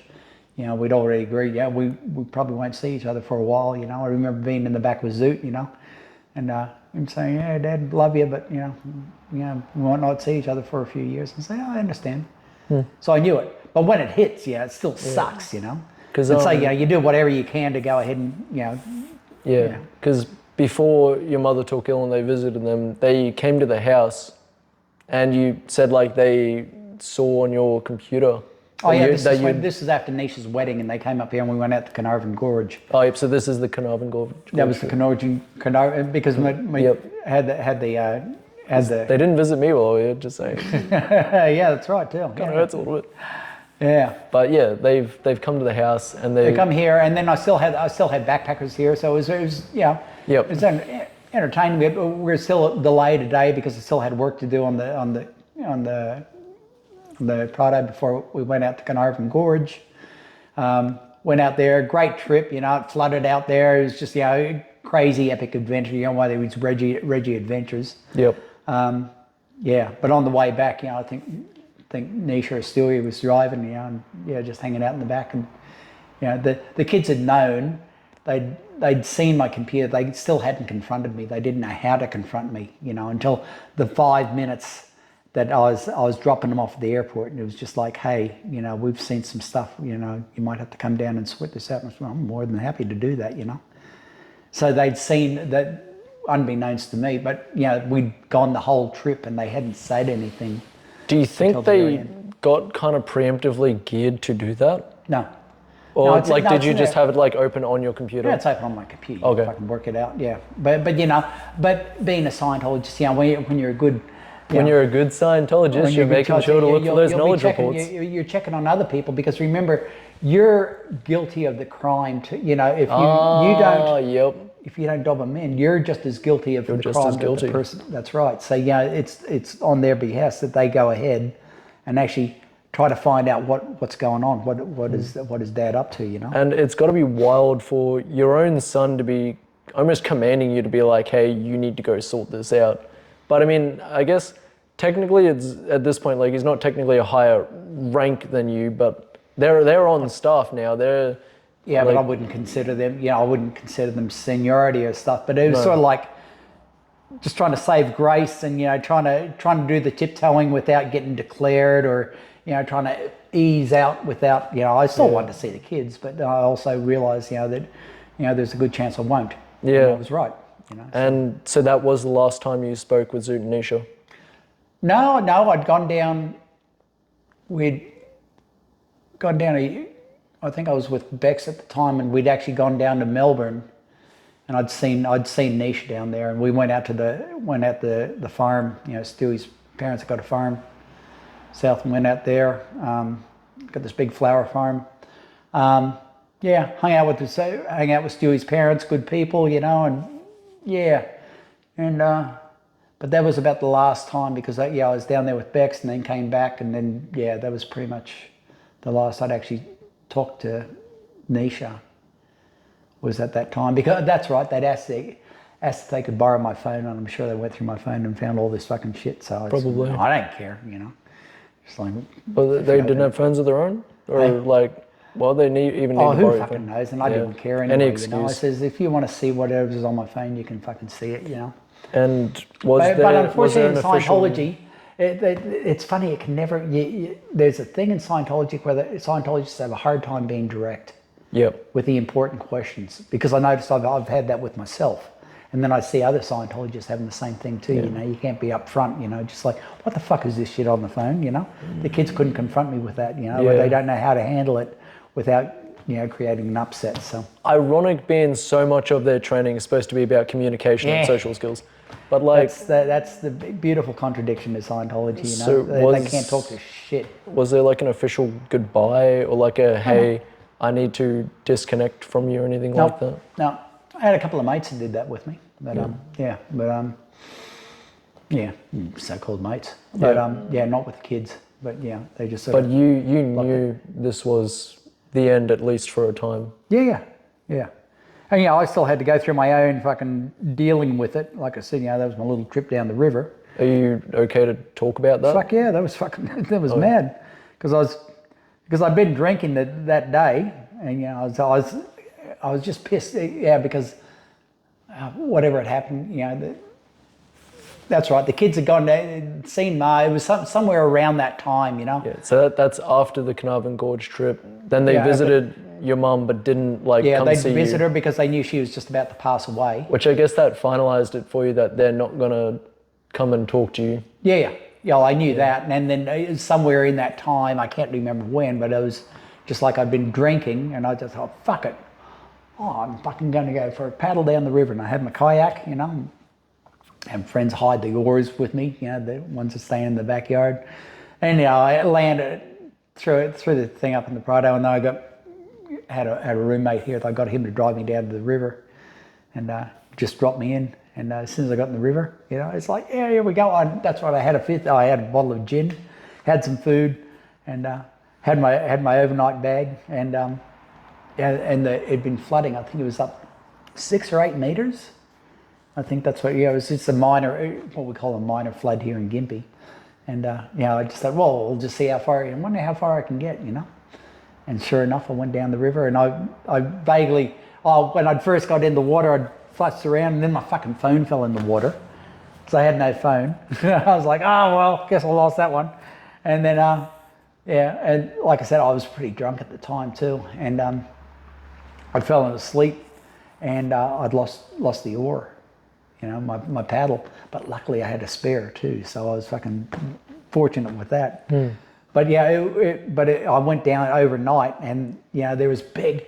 Man, it was crazy because, the flood waters, you imagine it going up, I think it was 8 meters, but there was bridges that were, some bridges I went underneath, but then there was other bridges. I was lucky that the bridges that the water was just going underneath.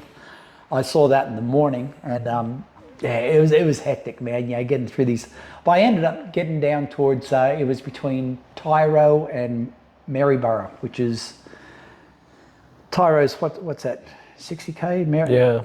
60, 70k, so probably about 80 k's as the road goes. Now remember, the road, the river's winding and bendy, so I don't know how many turns there are in that river, but you can almost double the length in that. But it was following the floodwaters all the way down. But that was pretty hectic. I got that, so I left here probably late in the afternoon on Saturday afternoon. I got out there at Owen Yellow. I got out there probably 11 o'clock in the morning. And but I felt like I'd achieved something, whatever it is, it's cathartic. I need to go out and threatened my life in some fucking way, you know, because there was a couple of villages there that almost got sucked under, and I had to drag the kayak out, and I shit myself, you know, because it was so fucking close. Death makes you appreciate life. It does. I know. I So like it like that. did you feel like directly suicidal at that point? No, it's not suicidal. It's just like I liked it to. I need life challenges, you know. Come on, fucking see what you can throw at me, and let's see how I'm going to cope. But it seems that it's a factor in my life that I've noticed quite often.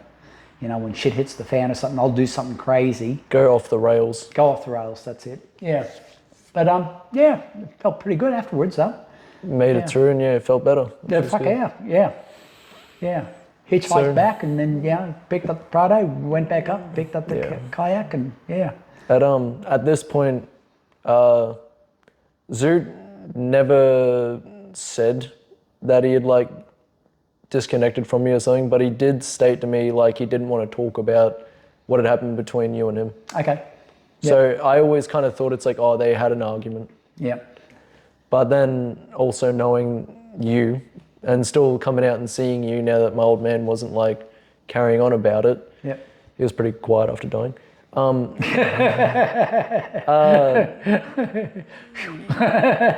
that's good. At least he's not hanging around haunting. Well, like, you made it.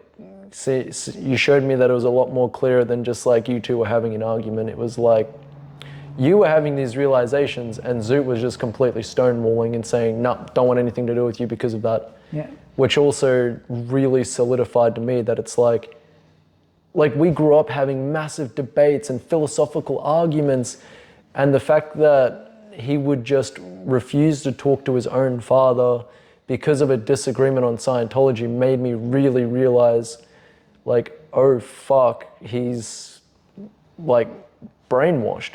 Like, this isn't Zoot. That is not how Zoot acts. That's not how he reacts to things. Yep. You tell him something that's wrong information, he would not fucking stop until he had either corrected you or at least gotten you to understand what his side of things were. So this was fucking wild. Yep. But for me, we stayed in touch for a good few years after that. Probably about 2 or 3 more years after that. I remember I was still with my first partner, so I was only 22, 23, I think, when things really got more official with you. I believe that must have been when you actually got declared a suppressive person. Well, I created a bit of shit in the background, and I tagged somebody. Somebody said something on Facebook, and I mentioned something about BTs or something, you know. Oh, Turns out this shit. person was over at Flag over in Clearwater at the time, you know, and it shit just hit the fan over there, you know. And it was just like, he said, what? And he said, well, they don't exist, you know, because they can't ever, because that's upper level stuff. Yeah, you can't tell them the high level shit. Yeah, you know, it's just like, oh, you got fucking body thetans hanging around, you know, you got entities hanging around or some shit like that, whatever it is. I imagine how effective that must be though, because that was one of the things I was thinking about doing with Zoot at one point, was slowly and subtly just drip feeding the advanced knowledge without telling him it is. Because I imagine then when you do get to it, you go, oh fuck, he told me about that 5 years ago. Yep. That immediately gives validity to what you were saying 5 years ago. Yep. But yeah, because I imagine it then fucking ruins it.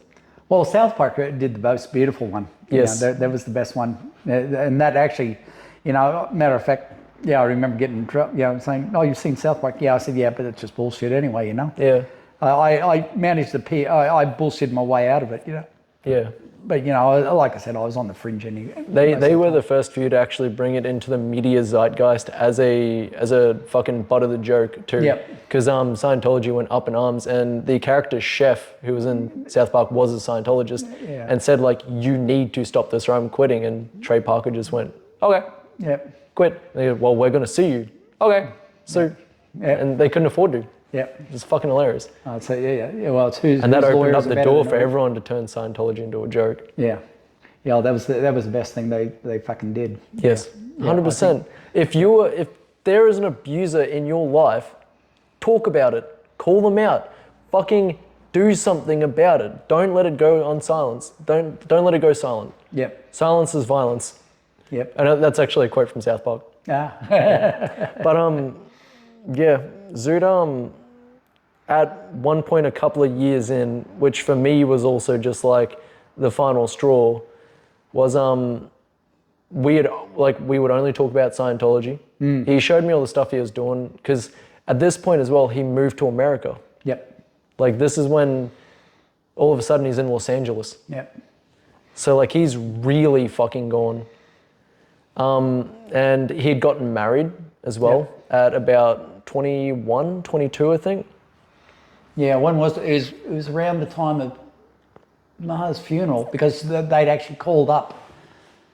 Remember, we had Because you still get married young in Scientology. It's fucking wild. well, it's the only way you can get laid in the C organization. So that's it. That's why. Okay, so saving the earth, pussy. Priorities. Dynamics. Yeah, I'll take pussy. Yep. But he was, because we had Ma's wake at down there at the Glasshouse Mountains, and It was a beautiful time, yeah. Yeah, where it was on FaceTime with us, so that. Because I sent Zoot the copy of the book. I've still got the photos of all that, actually. I might even throw one up. But there was a book that your mum made. Oh yeah. What was it? Yeah, I remember. Let's put the fun back in funerals. Yeah. That was it. Because funerals is FUN. Yep. Funerals, yeah, and that's. And because you couldn't send them all to Zoot, so I ended up I was like the photographer for the whole thing, so I could give it to Zoot. Yeah, right. Yeah. I remember that. Yeah. Yeah, cool. Yes. Yeah. Anyway, so kids are gone. So kids are gone, and for me, there was one point at about 23, 24 when Zoot then had kind of officially said, "Hey," and he phrased it as like, "Oh, because of Reg's drinking problem."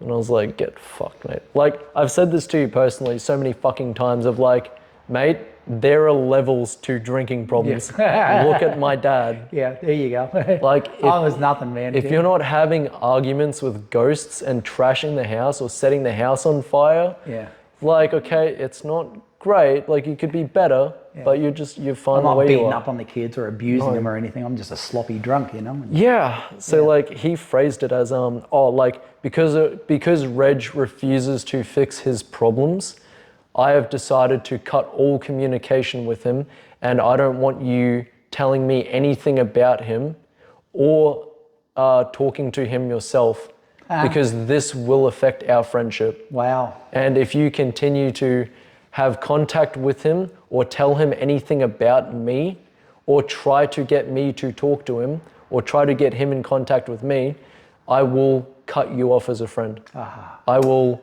disconnect from you as a friend. What a narcissist. What a narcissist. I love that. And I've gone just, holy fuck. Because in my mind as well, I'm like, that's an impossible task. And I feel like it's almost, like it was becoming obvious how much of his communication was being curated by Scientology. Yep.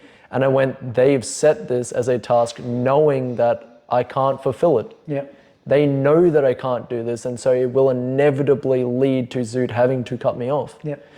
And which suckily enough, like, of course I fucking told you everything about what was going on. Of fucking course I did, because I've been having conversations with you in person. Yeah. And I'm like, I'm not picking Scientology over you. Yeah. I'm like, fuck this.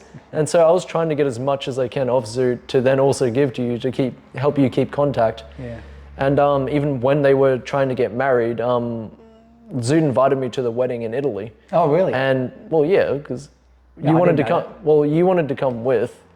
Yeah, what was I can't even remember back then. So it's fluey.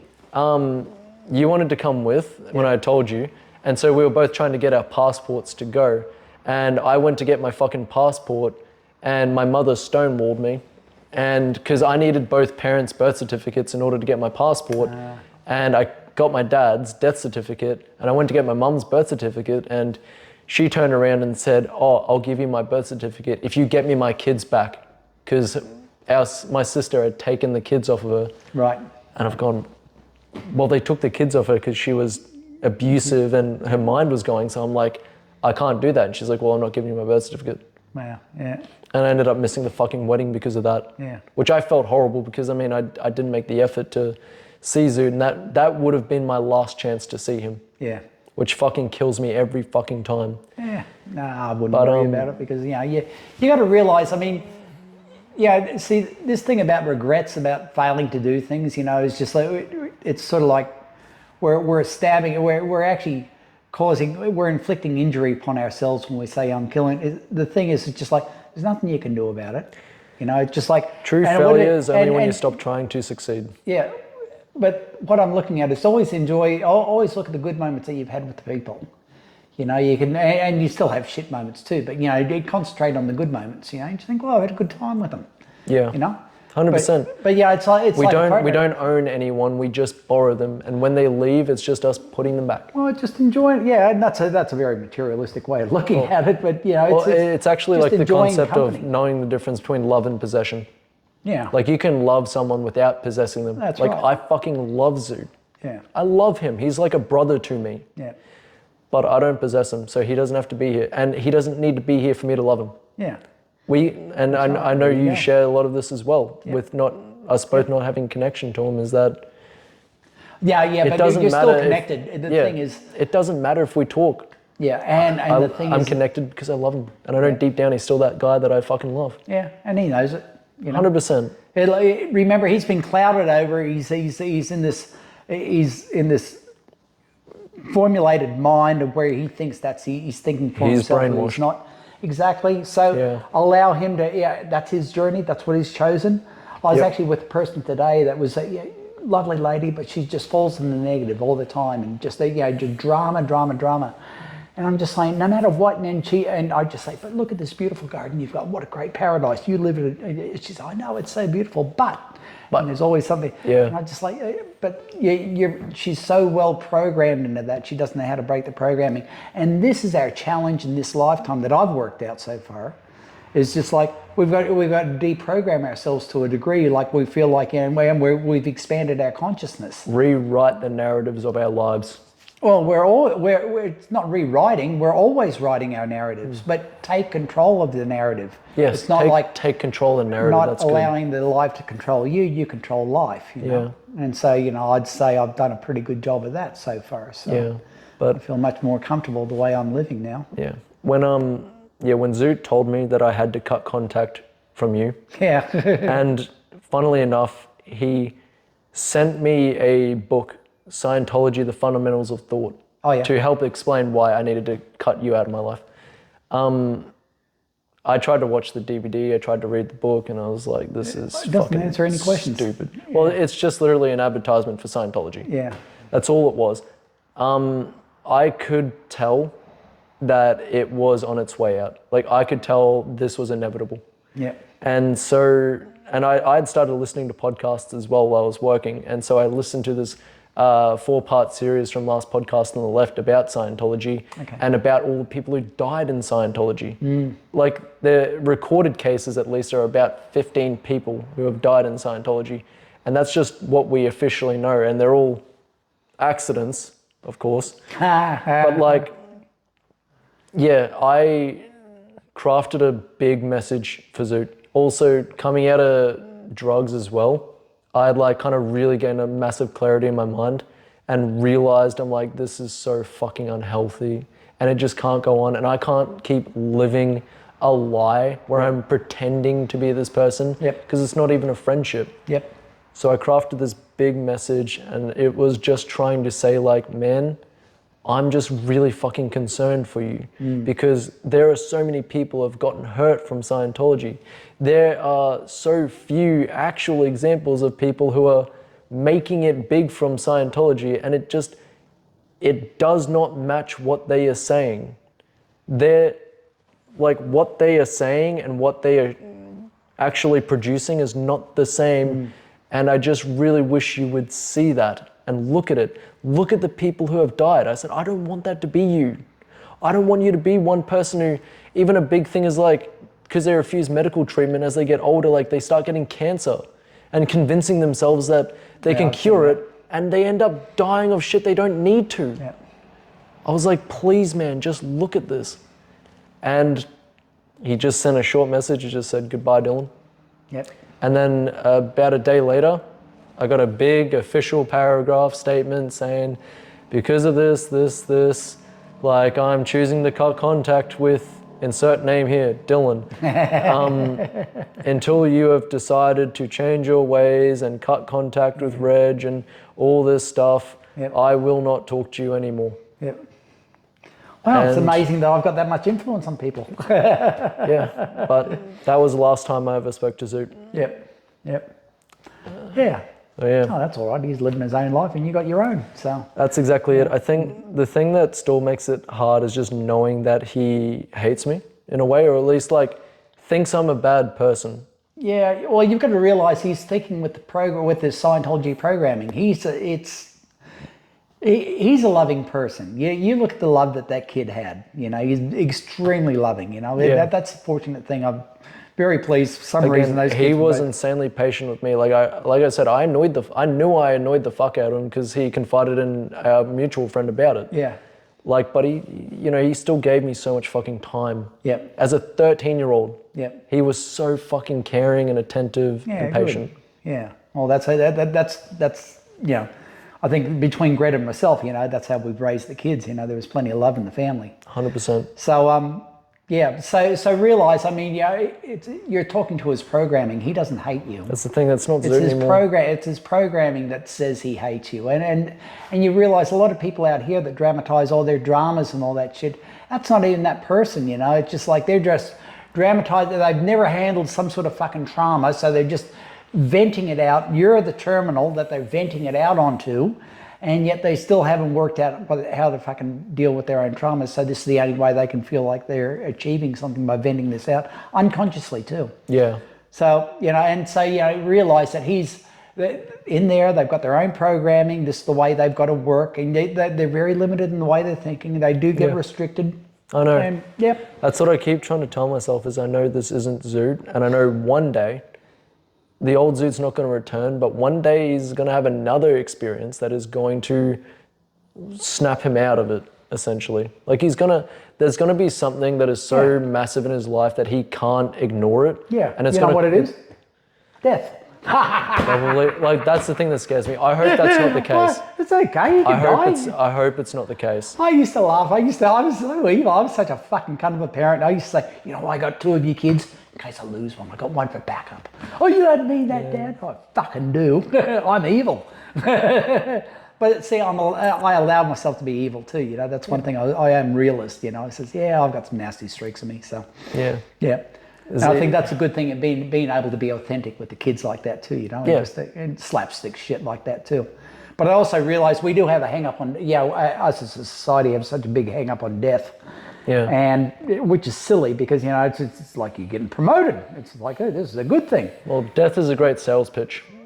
You know, the fear of trying to prevent it, like, makes you buy a lot of things. Well, yeah, I know. It's just like, there's another brilliant program is, why the fuck do you fear death? Look, I go through my DMT experience, mate, and trust me, you're going through that. That's fine. Yeah, I've got no problems with it at all now.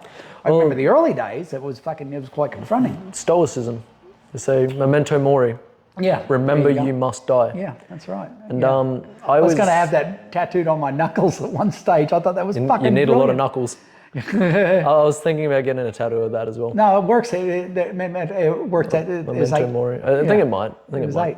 But yeah, I always like understanding this concept that they also say in Stoicism, is that you shouldn't fear death like it exists in the future.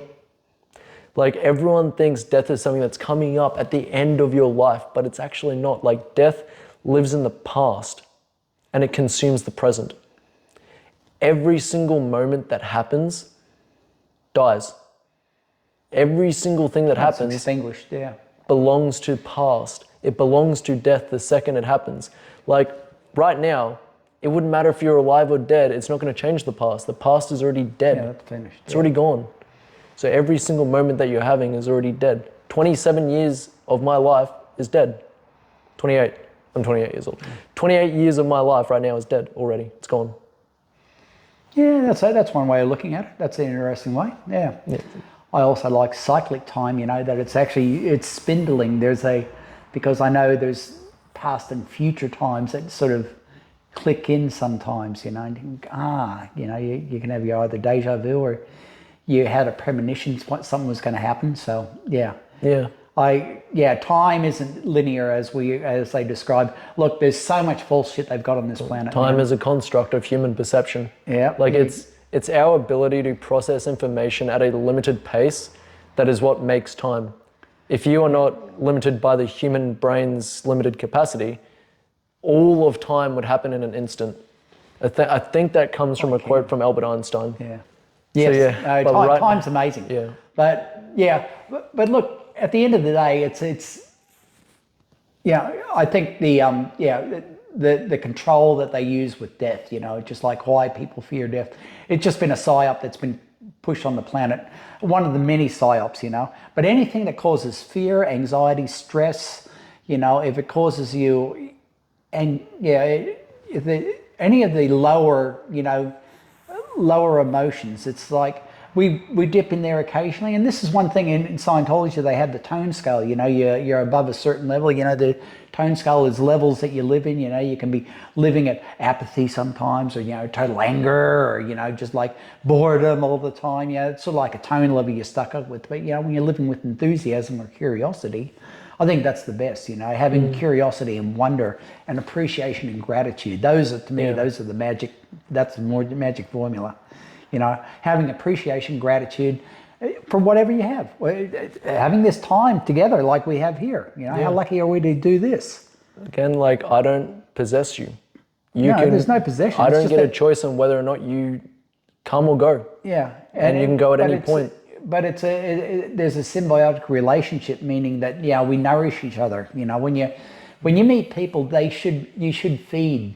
We should feed each other, you know, and that's the way I see good conversations. You know, you don't want conversations that, it's a bit of a drag, you know. It's just like, you stay away. I'd say, but those people will tendency once you're actually going through your pure, when you're really interested in life. I find the people that I gravitate to are usually people who are curious and interested in life too. Yeah, I find in general, you know, you'll still have the odd ones that are a little bit whingy and stuff like that, but they fall off. They usually don't hang around because you're at a totally different frequency. It's like dialing in on that radio, you know.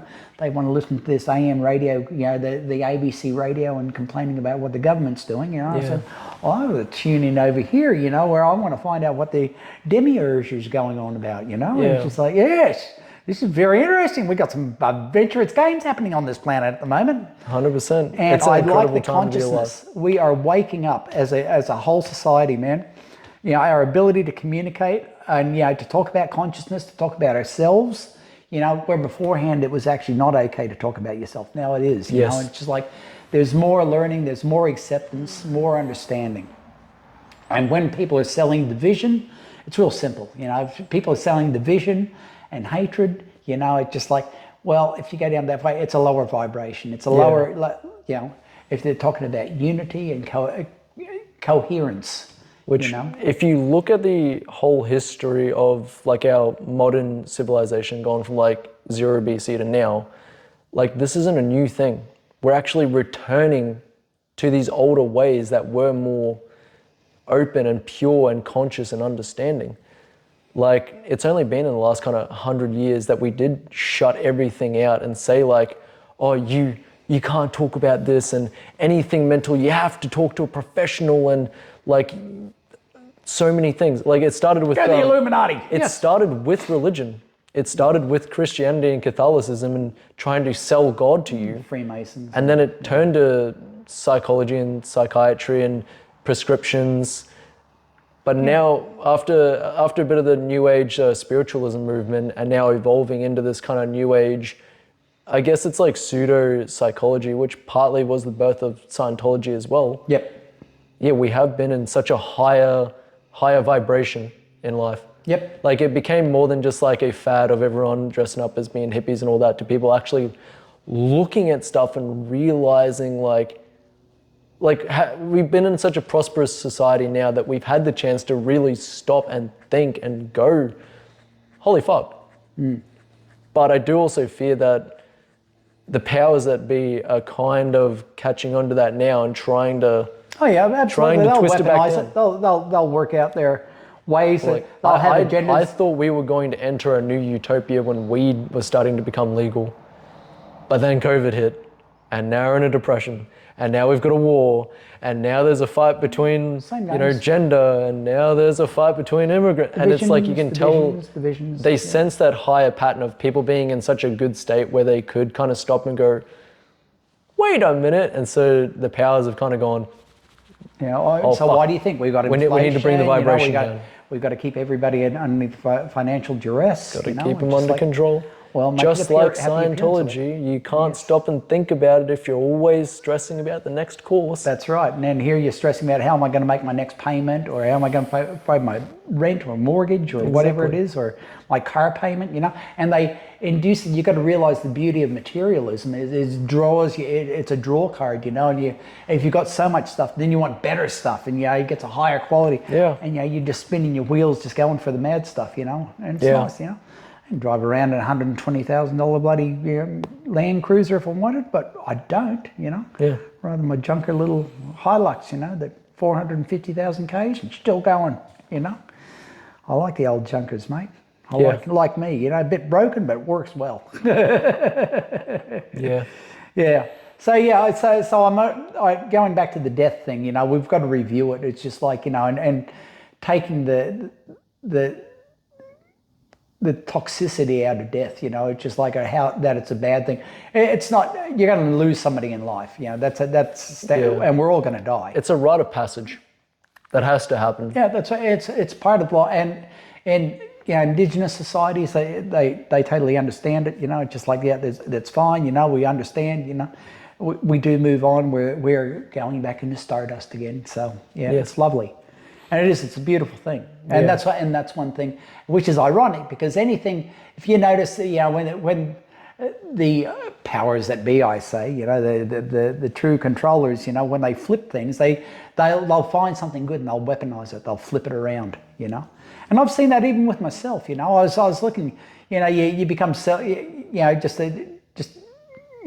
realizing shit that you've done yourself. Think, fuck, I used to weaponize hugs. People used to hate. Some people you'd say, "Oh, come here, just give me a fucking hug," and you can. That's one of your staples. Every time we meet, greeting and goodbyes, it's a hug. Yeah, well, I love hugging too, But then I realized I was actually forcing it on people that really didn't want to hug too. It's kind of like a power play, like shitting with the door open. Yeah, which you also do. Yeah, and taught me to do. Yeah, yeah. So it is. It's funny, but you observe those. Oh, I'll be fucked. You can weaponize just about anything you like. Doesn't matter what it is, Yeah. You can definitely weaponize anything that makes you feel good is powerful. I love you. Oh, fuck, here we go. we always have this fucking insane concept that these things that make us feel good are scarce resources. They're not. No, it's an abundance. We've got so much wealth here. And the sooner you realize that it's an abundance, the better your life is, because then you stop being stingy with it. Yep. Like a big thing was time for me. Yep. Like humans have fucked themselves so bad with the hourly rate, because the second you create the hourly rate, you start monetizing every fucking moment of your day, and you start telling yourself, oh, I don't know, I don't have time for this, I don't have time for that, because you're thinking, well, that's not worth $18. That's what you're thinking.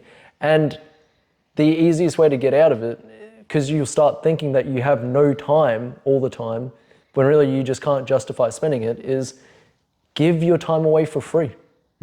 And you'll suddenly realize it's in abundance, and you will destroy that monetization mindset. Ever since doing that, I mean, fuck man, I'm working 2 jobs and I'm getting ready to move out of my house to rent, but I can happily stop and sit here for hours doing a fucking a talk show, a podcast, just at the hopes that maybe it'll help someone. It's not getting me any money. Yep. Even if we generate money, like, from selling shirts, we will, like, I'm not taking it. I'm giving it away. Yeah, yeah. And it feels fucking good. It's the best thing I've ever done. Yeah, that's right. Yeah. It feels good.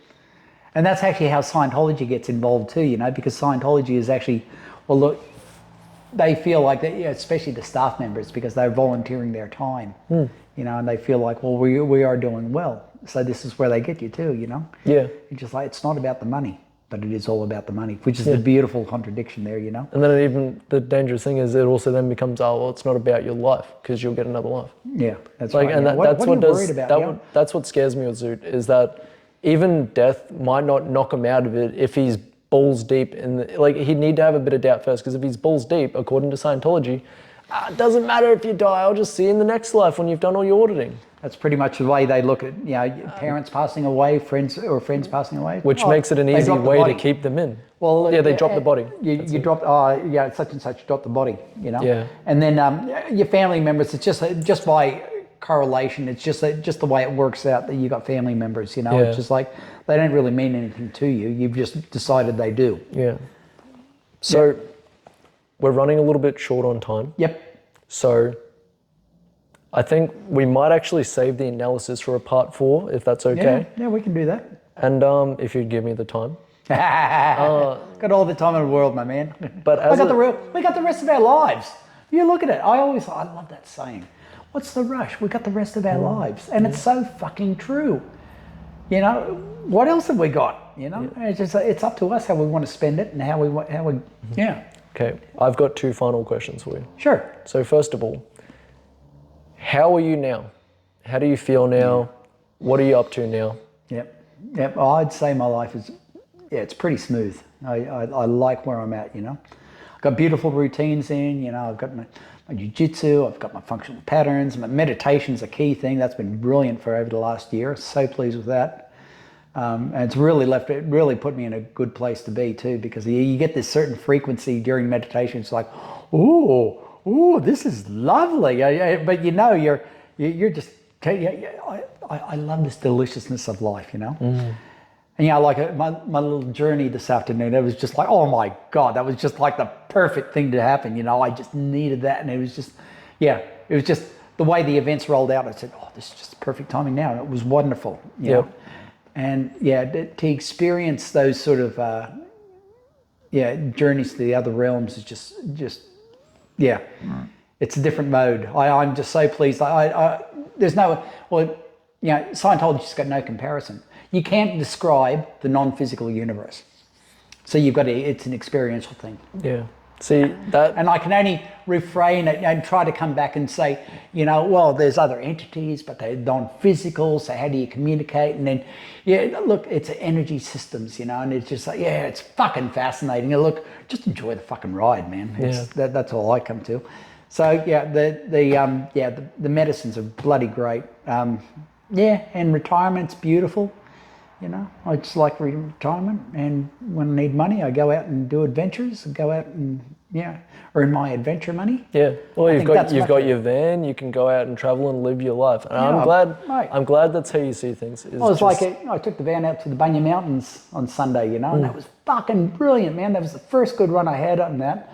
Man, it just hauls through the bloody hills, man. That thing is going so well. So, that's it gives me a bunch of pleasure, and it's better than spending money on Scientology. Exactly. See, that's money that Scientology didn't go have. be a dilettante. See, that's one thing I like. I don't care how much I spend on it, because every time I jump in it, I smile.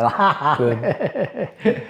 See, me for now, I've felt, especially in just filming this, has been so incredibly humbling for me, because I always had this black and white perception of Scientology and a lot of hate built towards it because of, in my mind,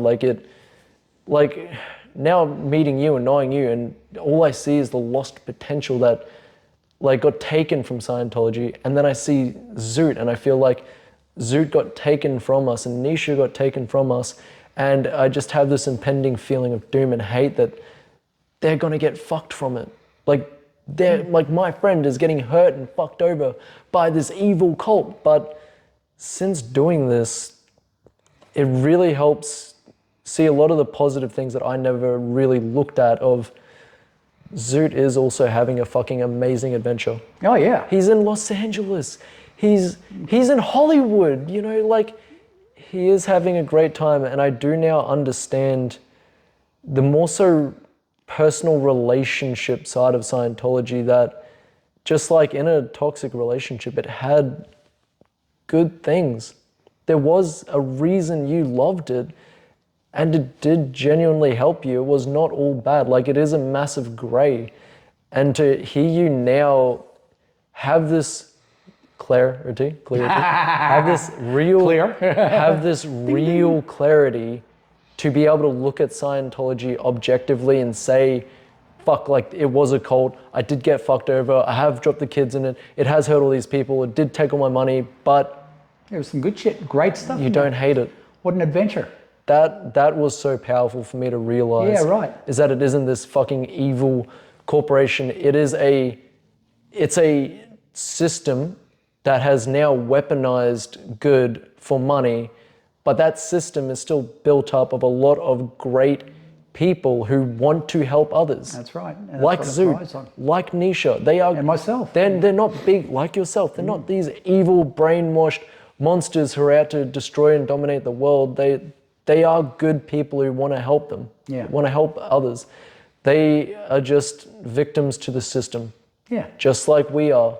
Yeah, correct. Yeah, so it's a good analogy because, you know, from being in the cult of Scientology, I get to see how the cult of society works too. Exactly. Because it's so locked in, it's just like, you've got to have your house, you've got to have your car, Even you've got to that's have a powerful. job. You know, all these items of status symbols, you know, that you've got to have.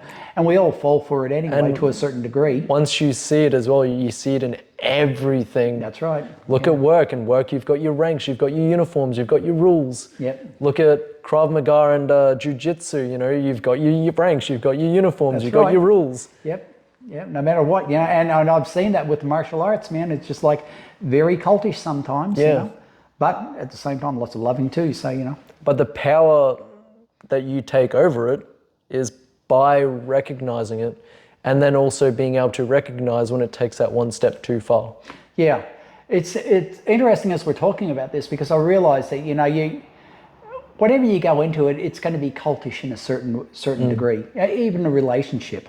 Yep. You know, because you've got to go ahead and bend the rules and be flexible and stuff like that to work in with anybody. You know, Cults and relationships, especially toxic ones, fall under the same model of the bite model, the model of authoritarian control. Hence the name of the episode. And just wait till part 4. Yeah, we should cover that because that's a good one. Yep. But like everything is kind of a cult. It's got a look. There's always potential.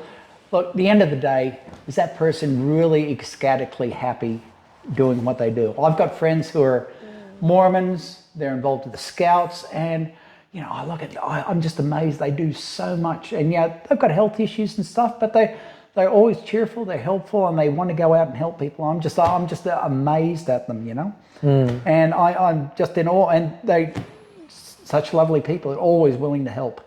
You know, and I find that so fascinating, you know? And it's I think having a purpose, you know, it's you've got meaning for life. And that's one of the key, not porpoises, because they're similar to dolphins, but, you know, I like my porpoise. But just creating a decent meaning that you actually feel is, you know, when you've got no meaning or you got no purpose, you know, just like your life's pretty flat. Yeah. You know, you can't say, I just can't wait till the next computer game comes out, you know. You got to, we look at meaning. We like to, I think we are designed to evolve. I personally. And adapt. We evolve, we adapt, and we become more aware. I'd rather say, I think as a human species, we're better off, we have a tendency to try to improve ourselves as we get through this life and try to be a better person towards the end. And smooth seas don't make good sailors. You need to have that adversity. Tumultuous. You need to have the mistakes and the fuck ups, even if it's a 37-year stint in a cult with $100,000. But like, you need to have those experiences because every single one brings a lesson. That's right. Brings a unique outlook. And that's what you got to look at it. You just like, you can either fall victim to it or just like, what is this teaching me a lesson? You know. Yeah. Well, you can be the victim or the victor. Yeah. Yep. Yes, that's right. Yeah. So I do have one last question for you. Sure. It's a little bit on the spot. It's not meant to be like a gotcha thing, but it is like, the question is, truly, if you had a chance right now to talk to Zoot and Nisha, if by chance they watch this, what would you say to them right now? I love you. Just, they know that. Matter of fact, I wouldn't even have to say that, you know. They know I love them. Yeah. And there's no animosity. In the early days there was, because, I was still going through my own shit too, I was sorting my shit out, but now it's just like, the kids are doing whatever they want to do, and they're living their best lives. They're living a good life. From what I've seen, from what I see and hear of Nisha, I'm looking at her, she's going gangbusters, good for her. Zoot is an unknown, but that's okay. I don't really mind, I got one good kid anyway, Nisha. Zoot, nah. What an evil bastard I am. It's good to be nasty. Yeah. No, I love him. Yeah. Love him, man. Yeah. And there's no ill will, because I know I put him into I know the group that I put him into. I know I know the way, the design of the thinking that they come up to. I knew that was going to happen anyway. So, but it's one thing knowing it's going to happen, but then going through the experience is another thing too. Yeah. It's like, when you're in a relationship and you split up, you think, it's going to get, it could get a bit ugly, but, and then at the end of the day, how do you feel about your ex-partner? It's just like, I fucking still hate him. Or you're just like, I just love him from a distance, But yeah, the bottom line that I've discovered, it's just like, mate, true love is the magic. It's the lubricant of life. But there's a genuine love that, there's no expectations. And I think that's the key thing, Love without expectations. Yeah. It's just like, because once you get the expectations. Unconditional love. There you go. Yeah. Which, it's just like, you just love people. You just love them for the. It's like, I love my kookaburras. I love my fucking lizards, I fucking. Yeah. Love you coming around, it's fucking great, man. Yeah. So that's the magic. But yep. Like I said, no animosity. Fucking good on them. Good. They've lived an adventurous, unusual life too. Yeah, exactly. It's not Zed's got to travel the world. He got married in Italy. How fucking cool is that? Yeah. So there's fucking good on him. Yeah. So it's good. I like that. Good. You can do that sort of shit. Good. He's experiencing life there. And one thing I will admit, it came from L. Ron Hubbard. He says, you got to treat life as an adventure. He says, you go out and you stub your toe and it hurts and it's like, but what an adventure. Yeah. And it's so true. There's key datums that I still take from there all the time and go, fucking LRH, yeah, you had it on that one. He did it, because he wrote so prolifically, yes. isn't like in the Guinness Book of World Records or some shit like that. If you write enough, eventually you get something right, I guess.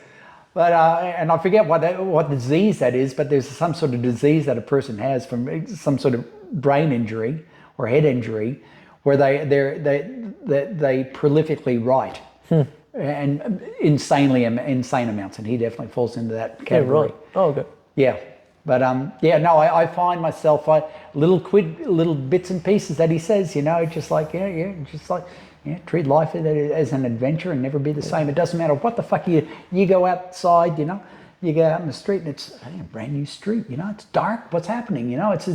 There's always, you can treat everything as an adventure. Adventure ceremony, going to the shops. It doesn't matter what you're doing, Good. It can be the simplest thing, just like cooking yourself a piece of toast, fucking making an adventure, just burn it, Whoa, I wasn't expecting that, Yeah. Can you eat it? Yeah. But yes, enjoy the adventures of life. That's what I say, and make them fun for yourself. That's really what we need to do. Yeah. If I had a chance to talk to Zoot right now, if it was years ago, I'd be saying, please leave the cult, please leave the cult, please Zoot, come back. But honestly, I would say the same of just, I fucking love you, bro. Yeah. And I'm sorry I didn't appreciate you when you were here as much as I should have. But I know one day we'll get to talk about it again. One day. And as I've always said, as I told you in that last message, I'm always on Facebook, Dylan Sinclair. You find me. When you're ready. Enjoy your adventure, enjoy your life, go have fun, do the absolute fucking best you can in Scientology. And when you're ready to come back, man, I'll always be sitting here waiting for you. No judgment. Okay? That's good, man. But Very cool. I think we'll end it there. Yeah. For some beautiful. miracle, my phone is still alive. So That was great. Oh, thanks, man. we will conclude in part 4 Ah, for the bite model. the bite model and the actual analysis of how Scientology has controlled people on a psychological level. Yep. Sounds great, man. Awesome, So, Dylan. until next time, Yep. stay wild, Moonchild. Bye now.